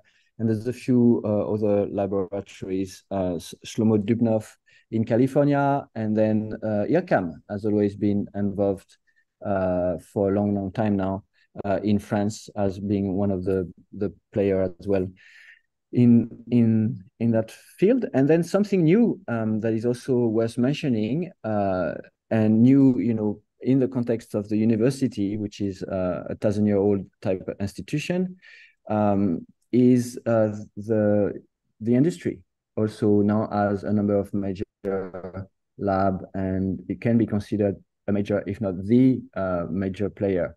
And that's, I say it's new because in the world, or in our world, and in the world of knowledge, in almost any domain you can think of until recently, the best in the world would always be a professor and their PhD students. But things have changed, and many subdomains now of computer science, and this is, I believe, increasingly true for AI, and the industry is competing with academic labs, and often not just competing, but took over. And in the field of AI and big data and machine learning, this is quite clear. So I want to mention those as well. So Magenta from Google is also, although they seem to have slowed down the music generation aspect of their work, but a lot of the big private companies that run big AI labs have been doing music generation, usually not so much symbolic music generation, although there's been a bit of that with the transformers and the VAEs and all that, but audio generation, because audio generation itself is really, really big, voice, music, and sound. And for that, you need massive amount of data, massive amount of computing, massive amount of engineering, and so that sort of took over. And I mentioned that last category of groups, non-academic groups, are there, and it's interesting because when you're an academic, it's almost unfair the way it functions, and the way they sort of took over, because they have PR machines.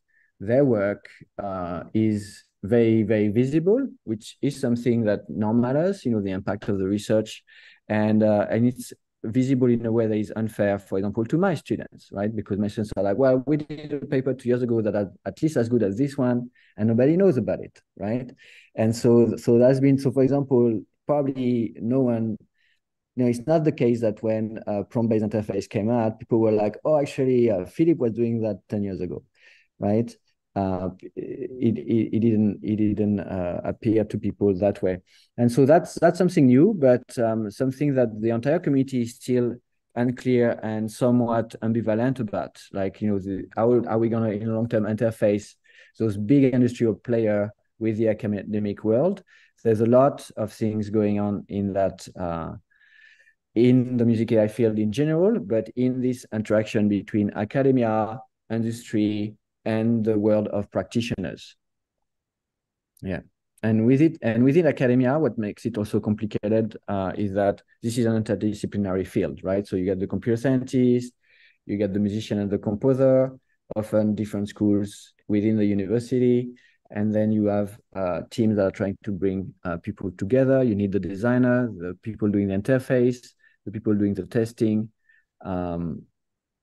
And so, yeah, all of those people have to work together in those teams. So I don't know if I answered the question, but yes, those are the main players in that area. If you're interested in keeping track, we have a AI music creativity Google group that people can join. There's a number of hundreds of people in there, and we post all the CFPs and some news. The ISMIA mailing list is also a good forum to follow things. Yeah. Thank you, Philippe, and I think you answered well the question of Bertrand. And yeah, I agree. Just Bob Storm is from Stockholm. It's König. It's a university. It's a main leader university in Stockholm. But Bob is from England. And Shlomo Dubnov is from San Diego, UCSD, which is an old player in computer music. And yeah, of course, as you said, even in AI, I mean, not just especially, but generative AI, ChatGPT is coming from OpenAI, which is industry, and which makes a big, game changer. So we are, it's a general problem, which is not especially only about our domain. About AI and art and creativity, but it's hard to compete with big players who have resources, human resources and computing resources, of course, and also they can exploit data from for instance, for all research about evaluation, etc. They can exploit the data about the usage, and it's also very we cannot compete with that. We need we need to always to find some niche, and when it's conquered by the big players, we need to find a new niche, and it's part of the game. And as you said, audio generation is getting very bigger and bigger. Still, I think, and we are still many to think that this symbolic information is of course its sense of composition is still very important. And eventually we might get hybrid. Yeah, eventually we might get hybrid systems. But yeah, you're right. It's hard to compete, and also it means that I need to be strategic, and all the faculty here know what I would mean by, I can't put a PhD student on a topic whereby they won't have the mean to really succeed, and they won't have the mean to succeed against Google and OpenAI. and who really has the means to succeed against Google and PUC-Rio. So as soon as you know that one of the tasks they're trying to address, then that task is sort of written off as a potential, because I need that task to stay alive for 5 years. If a year later they kill it with a massive neural network, then all of a sudden, and it happened to me to the past, to have to restart PhD students because they were working on something, and all of a sudden it's done. And it's done in ways we couldn't even, dream of doing. Just to finish the first answer of who are the players, I would be sad to not mention all the other intervenants in this seminar series, right? And for example, coming from the industry now, François Pasquier has definitely done a lot for the field. And then, and then the other intervenant that Jean-Pierre is inviting are also great people to follow. So yeah, there is a community out there. It's dynamic and it's fast moving. On the industrial side, it's impressive. Maybe like 200 or 300 startups on Music AI, like right at the moment. So we're not dozens, but hundreds of startups. So it's a lot. In fact, the number of startups, I don't know if the market is sizable enough to really absorb all of that, but that's the world of startups. There's lots of competition out there, and that's fine. 95% of them will fail, but it's almost impossible to keep track of the new Music AI apps because it goes really, really, really, really fast right now. And so there is a bit of this exponential moment in which the number of application and application scenario for those algorithms we talked about is really, really vast, and yeah, it's huge. And so there's a lot of development and competition, and that makes it really hard for anyone to follow, process, digest, and there, form an opinion and think things through, right?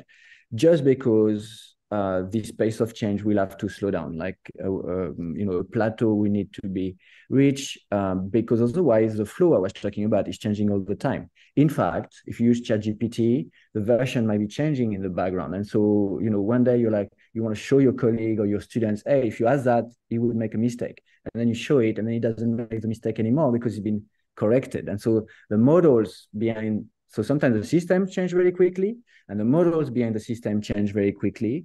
You probably heard about stories of people committing suicide because their girlfriend artificial agent model has changed, and then all of a sudden they forgot a lot of the interaction or things like that. So for good or worse, things are moving very fast right now. And as Miller Puckett was explaining, with software in general, software tools in general, to become a virtuoso at something and to really form yourself a strong opinion on a set of tools, they need to be stable enough so that you have the time to work your way through. If the violin changed every 5 minutes, nobody would be a violinist. Like you need 10 years to work your violin every day to get there.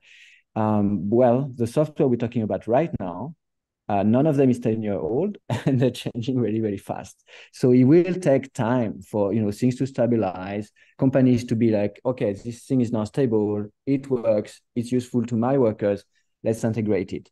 And that's time that nobody has, that make the evolution of AI and creative AI, not just for labs, researchers, students hard, but for everyone as well. And that's generating anxiety.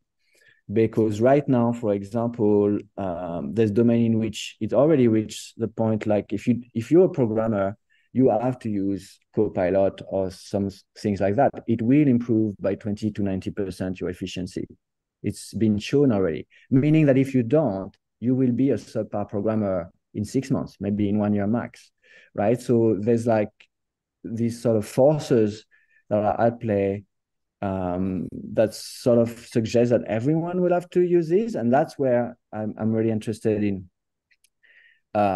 this acceptance dimension that I discussed today, that I think should be a bit more front and center before we deploy those tools in every workflow out there.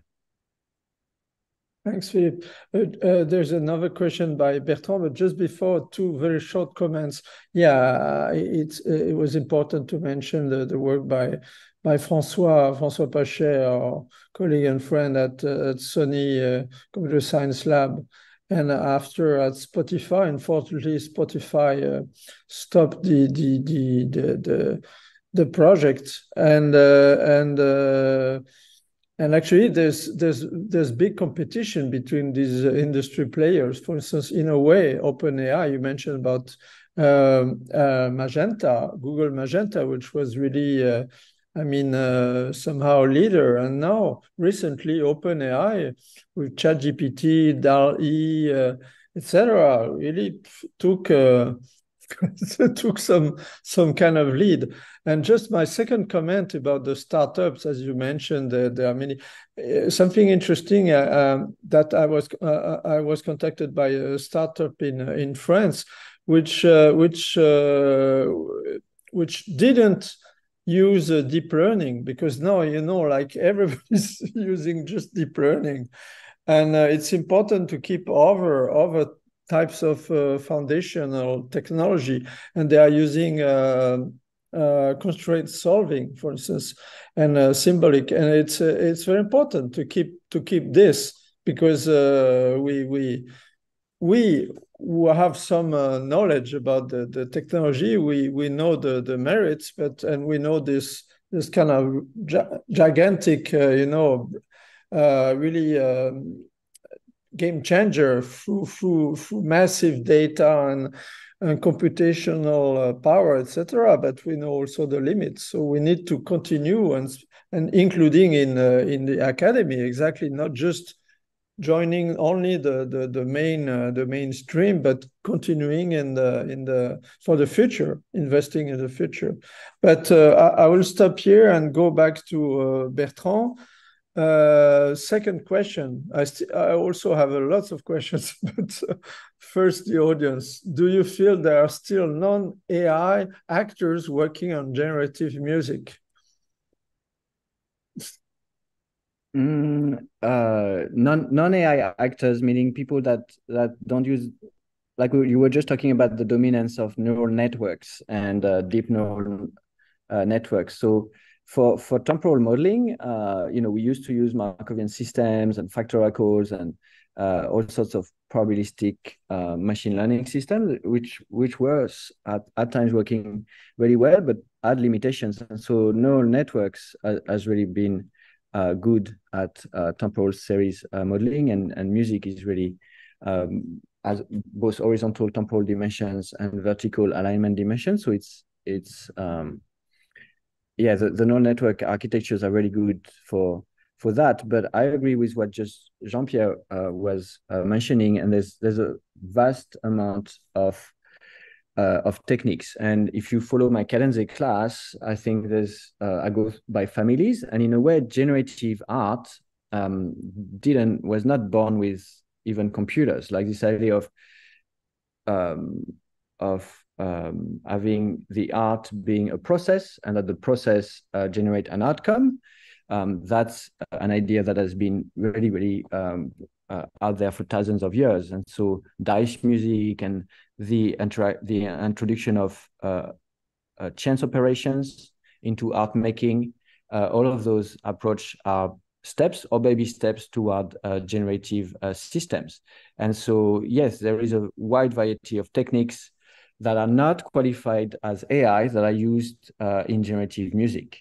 When Yanis Xenakis in France, the composer, was using probabilistic methods to generate clouds of notes in his compositions, that was completely automated process. In fact, he was one of the first French to access the then I think it was IBM supercomputers in Paris, and using them for his composition. And again, it's up to definitions whether at the time that was AI, because I was using mathematical process to automate, a task, a compositional task that would have taken a human brain intelligence to do otherwise. And then now we see, oh no, it's just a stochastic method, it's not AI. So, the definition of AI in a way is a moving one that way. But the idea of automating the making of composition, to take just the idea of computer-assisted composition, is not new, didn't started with neural network, and there's a wide variety of AI techniques that can be used there. In fact, I would argue that there's no AI technique that has not been used for music generation. So, in my class, I teach stochastic systems, then I teach complex systems and fractal for music, lots of work on fractal for music. Then you got chaotic system for music, lots of work on chaotic system for music generation. Then you have grammars and symbolic systems and logics, Jean-Pierre just talked about. Plenty of work there. Then, cellular automaton, and then agents and multi-agent systems. The MuseBot, for example, is an example of a current system, which is a collection of agents. You go on the site, you download a bass agent, a drum agent, a melody agent. There's no AI really involved. They're all sort of rule-based little agents programmed in Max, and you make an orchestra of agents and they play together. So this is in a way still AI, but it's agent and multi-agent system without neural networks. Then you have evolutionary computing, which is still some of the approach in evolutionary computation are not accessible through neural computing, for example. So then there's algorithm in evolutionary computation where we don't have a neural network to do that as well. So there's also non-neural network subfield of AI that are alive, not just because they are a bit different, but also because their affordances are very different from the ones of neural network. So I don't know if that answers the question, but there is no shortage of diversity. And for those interested in that, the Cadence class that I give is really bronzing. I think there's 400 examples and at least 10 different families of algorithm being described there. Yeah, actually, thank you, Philippe, for Bertrand's question is, as you noticed as well, is somehow ambiguous. So I just wrote on the chat, Bertrand, by non-AI, do you mean purely algorithmic generative systems or system with knowledge, but without machine learning? Because they are, as Philippe also explained, they are really a huge family of. It's true that right now deep learning based is the current winner, because basically you don't need to write your rules at hand, being algorithmic or being knowledge.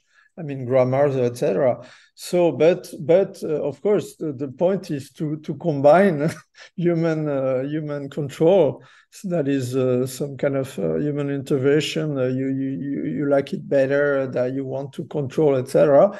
And something which has been automated. So that's the ultimate goal. But I think I think anyway it's a deep question, and it's again AI as Philippe said, and it's a catalog of tools. So it's not just although there's the iceberg, top of the iceberg is currently deep artificial neural networks. There are a lot of other stuff, and algorithmic music is very old. I don't see new, so maybe I take my chance because I enjoy very much the talk, and maybe going back to because I took my notes.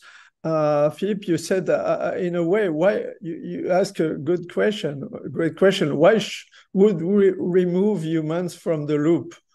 And but actually, I one of my answer, for greed. I mean, because for profit, to maximize profit, as you mentioned, for some of the tasks is kind of very basic. I mean, programming will be replaced by Copilot and GitHub, and the cashier taking care of scanning the ingredients, the food, etc., that you buy in a supermarket will soon be replaced by you take something and it will be automatically detected by RFID or cameras, etc. So all this kind of very basic basic which can be automated will be replaced. There's no, I think, and for whatever you think about it, I think it's not no more question. And I think in the creative work it's the same. That is the kind of very, very basic. That's what, for instance, the strike in Hollywood, and for the les droits voisins, the neighbor rights for the people who are doing translation of some movies. This is at risk. This is at risk. And as Philippe mentioned, on the other hand, there will be new jobs for exactly how to control, how to prompt, how to this new technology to do things better. So it's very disruptive. I think it's also going to generate diversity. Diversity and I can elaborate a little bit on that. There's 2 points I wanted to make. One has to do with diversity of automation. So a little bit like when we automated the making of objects. So now when you have a glass, a cup, for example, this one is actually, it's written at the bottom, is made in China. So all our objects, all the physical world we live in is produced by automated means for the most part. So 2 things here. First, it means that it didn't completely replace craft. There's still people doing pottery and things like that. And in fact, it did give value to the purely human-made objects. Purely human-made objects are now much more valuable because they're much more rare, and most people, glasses are made by machines. And so now there's this 2-tier system, the machine-made stuff and the non-machine-made stuff. And the non-machine-made stuff is universally preferred in, for some reason, and in most domain and things. The second thing, and when that automation happened, it was automation of a repetitive task in a factory. It's about the value of the automation and the acceptance of the automation. When we first automated things and put machine, but then we needed operators, and the operators is actually becoming a machine itself or herself, I find that was bad automation, right? Now we're talking about a new wave of automation where I feel we have the potential for good automation, as in independently of the disruptions it's going to take. Programming, to take just that example, but in general, interacting with the computer is a pain. It's just a pain. Humans are bad at it. It's terrible. You spend 10% doing coding and 90% of your time doing debugging. It's a nightmare. Anyone who has worked with the computer long enough, and I'm taking the example of coding, but it's true for any other computer-assisted task, has had nightmare stories with their computer. Things are getting better, but definitely this fact that now we're going to have AI, little assistants that are quite competent, that work for free, never get tired and do what we want. And instead of, fighting with the missing semicolon, I can just be like, install an Apache server there. And then the system is like, I'm done. What else do you need? And then, oh no, I didn't mean it that way. Do it that way. I need this, right? I need this thing. And then all of a sudden it's going to change radically what a computer is, right? And right now, a computer is a machine that makes human have to tell the computer every detail, button by button, function by function, button they didn't program, click on them over and over, often very repetitively.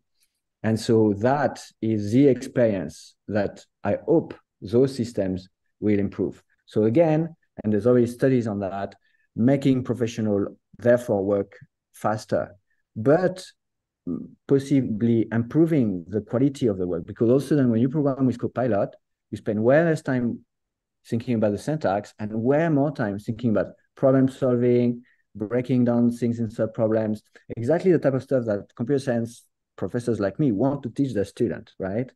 The syntax is interesting, you need to know it, but this is not the art and the soul of programming and software engineering and algorithmic thinking. So I think, like not every automation and augmentation has the same potential. And I like to measure that potential, not only in the greedy gain that we're going to do. Jean-Pierre, you're right. There will be some there, and there will be some mistakes made because of that greed, I am sure. But looking at the human experience that the automation changes. And I can, I was naming some automation from the past where I think it didn't change the human experience for the best, but I can see that some of the automation and system we're talking here have at least the potential to really change it for the best if they did not already. If you are an English second language student in my university, you love ChatGPT, because all of a sudden your English can be on par with the Canadian, first having English as first language. So it just completely changed your world when it comes to the time and the quality. The time it takes to write a text and the quality of your output is completely different. Now, it also means that, again, deepfakes and authentication, like how can I know when I read something that is not written by an AI and is genuine human writing? Well, right now, at this very moment, I can't.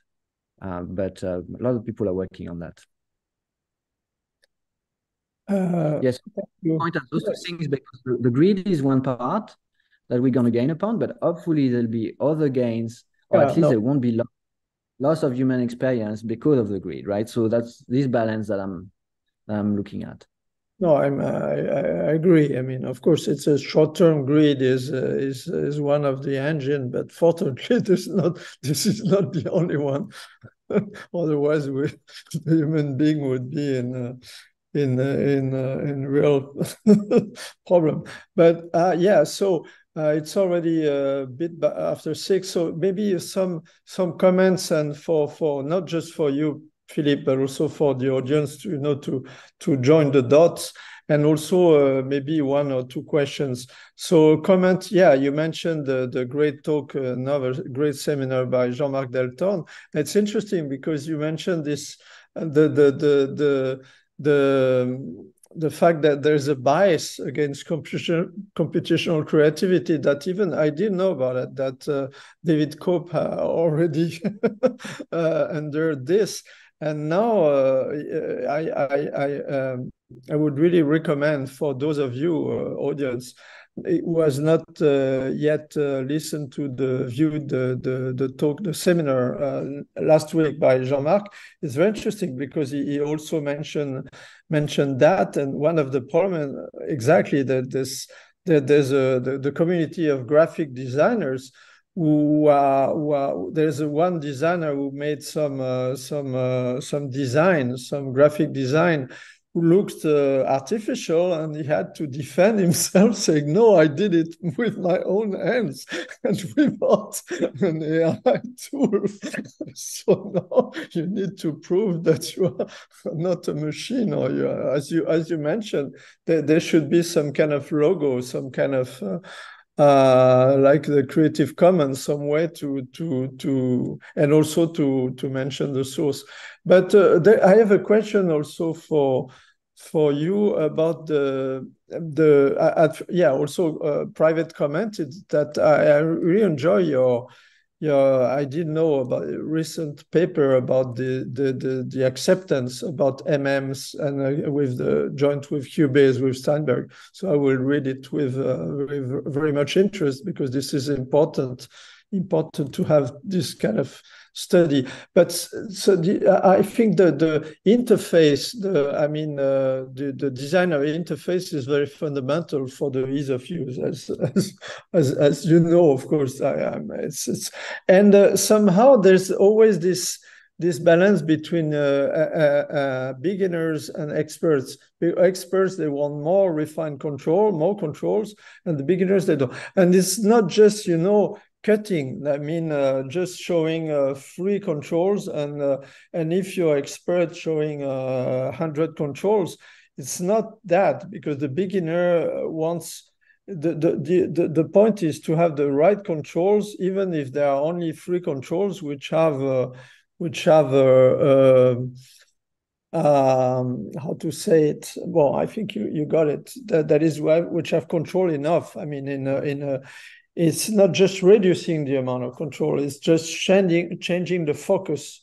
And for instance, I'm just thinking, maybe to explain, I did my PhD long ago at IRCAM, and there were the computational music synthesis model which was used was a singing voice, which a great advantage of it is that as only a few parameters. With few parameters, you can change a lot expressingly the output. When you have additive synthesis, for instance, you have zillions of parameters, and you change one, and the change will be very. So this is a difficult question, I think, to have how to find this kind of adaptable control, which somehow are more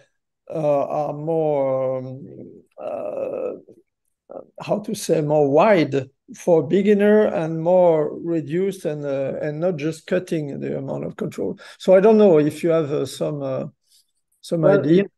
Since I started computer science, I started learning that at the university in the 90s. I always was promised, in a way, this idea of adaptive interfaces, like, this idea that user interfaces would be adaptive. And in fact, maybe you start with an interface, but as you use it, the control that you use the most come to the forefront and things will organize.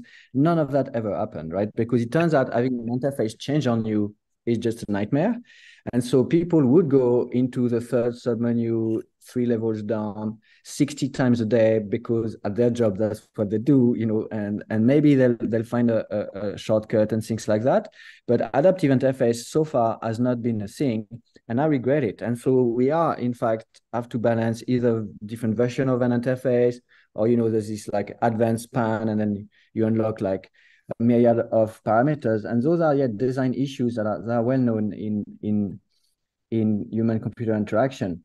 But what AI, specifically generative AI, makes harder in this context is that unless you have like really a beginner model, like Ava or things like systems in which you select a mood, a style, and it makes all the work for you, when you have this back and forth of co-creative interaction that I was describing today, it means that you're doing partial generation, and partial generation in the context of something bigger.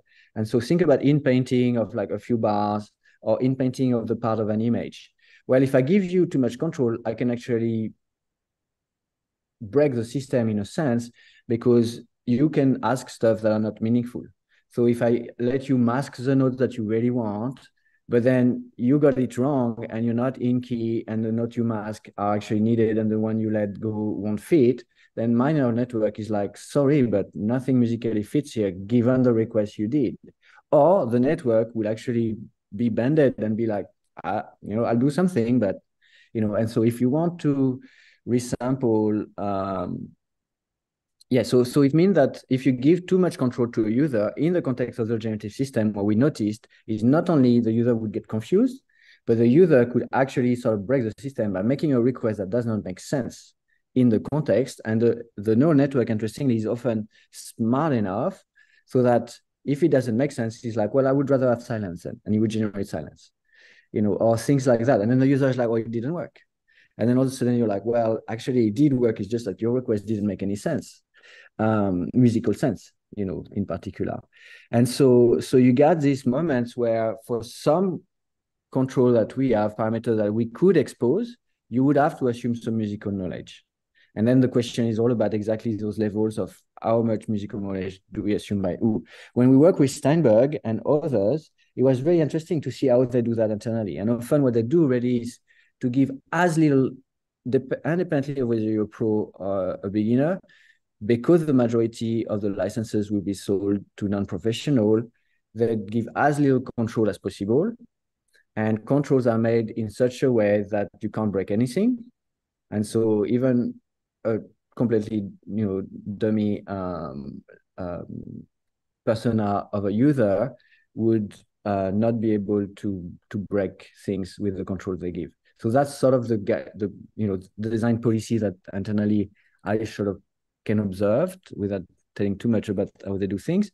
But yeah, these are really complex problems. And so right now we have done this experiment with a very minimal interface, and with Steinberg, we're doing a much more rich interface with a lot more control, and rerunning professional to see if it should change things quite big, and running beginners on both simple and hard interface to see.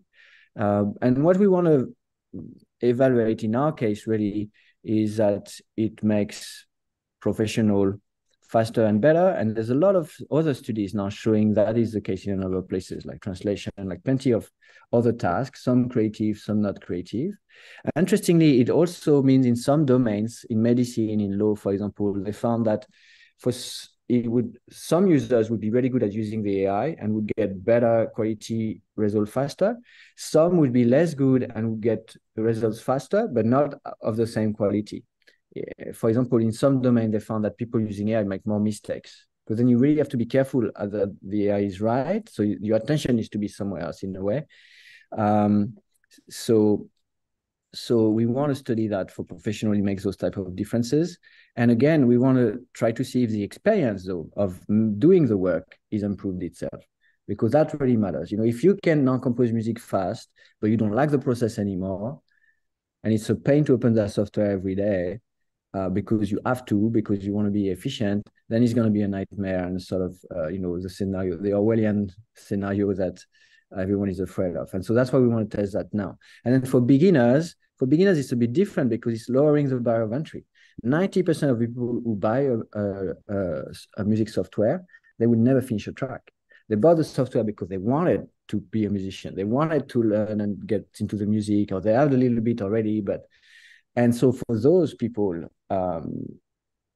there's real interest from the industry of seeing in, therefore, they can really, in a way, your retention, or you transferring someone who buy a license into someone who actually makes music, if that ratio can be augmented by those AI system, then that would be fantastic. And it seems that in visual art and in other places, it is exactly that what's happening, right? It's just people can do with ChatGPT or with DALL-E or with Midjourney stuff that they can't do on their own. And in that sense, it's sort of lower the level of entry and sort of raise the bar altogether at the same time and for sort of everyone. And that's the second aspect of raising the bar, that is not putting some sort of serious pressure on anyone who decide not to use the system, right? And that's where it's going to be complicated to negotiate. For a number of profession is going to be hard, and internally for each of the of those professions to decide, okay, do we jump on AI? Do we jump now? Do we go progressively? How do we do it?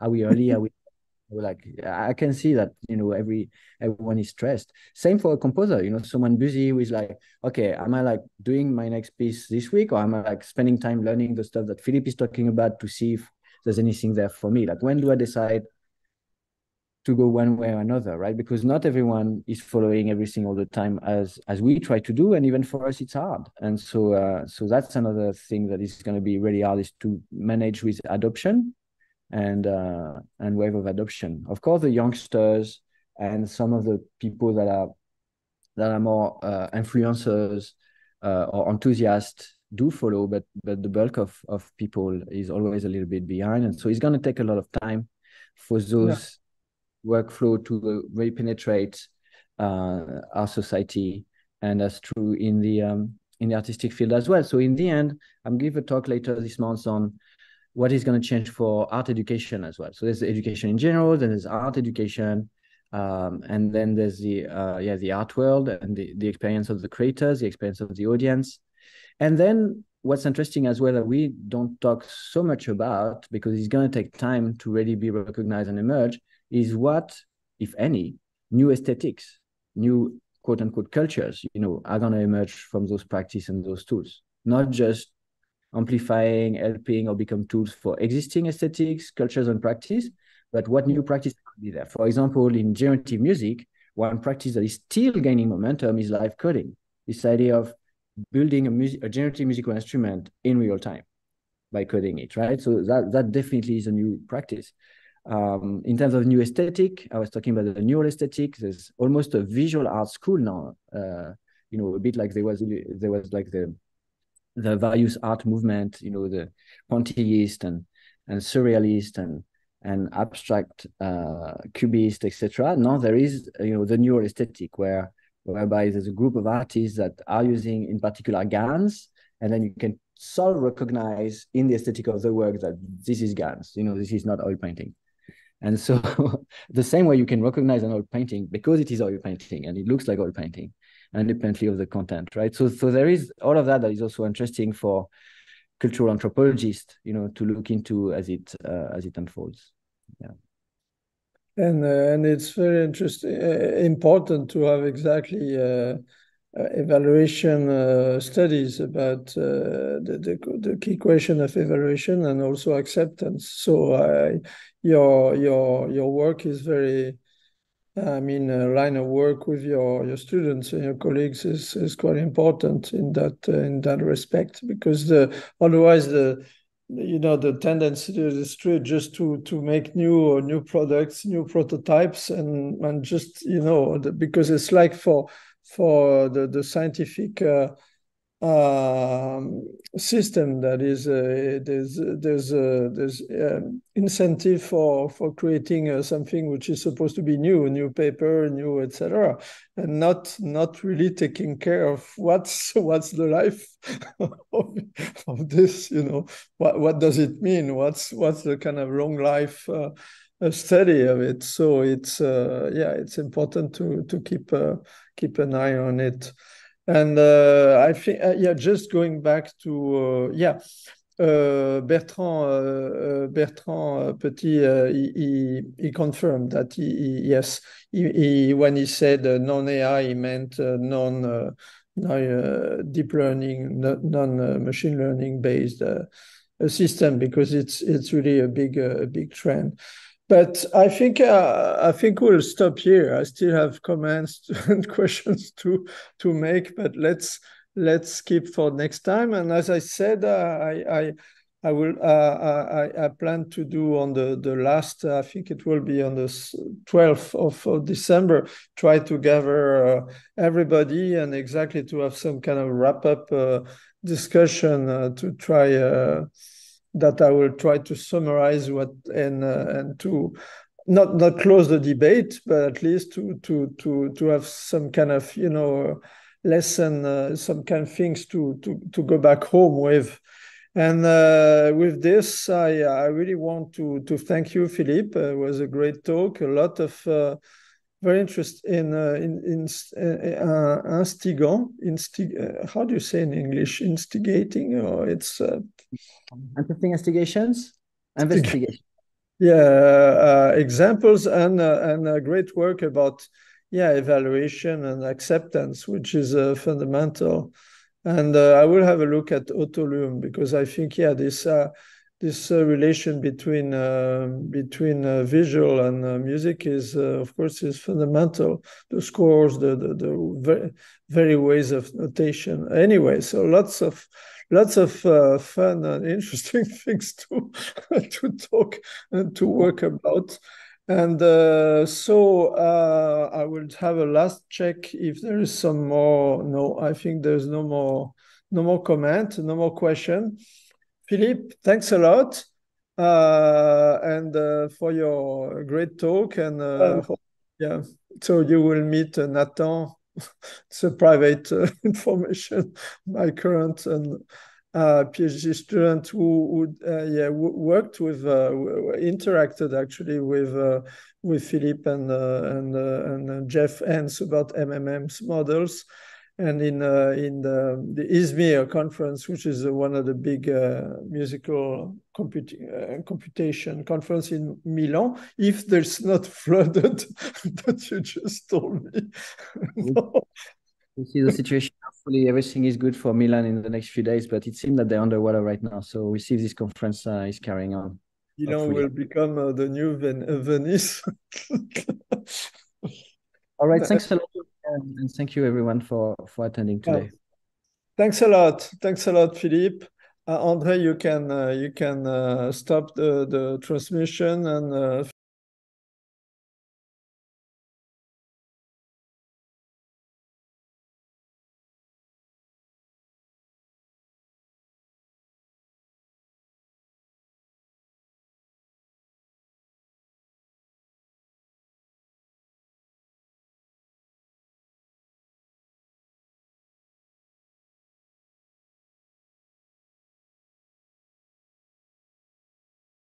The president of CESAR, which is a big institution. I was planning on going to visit him and Jean-Pierre in Recife. I think they are.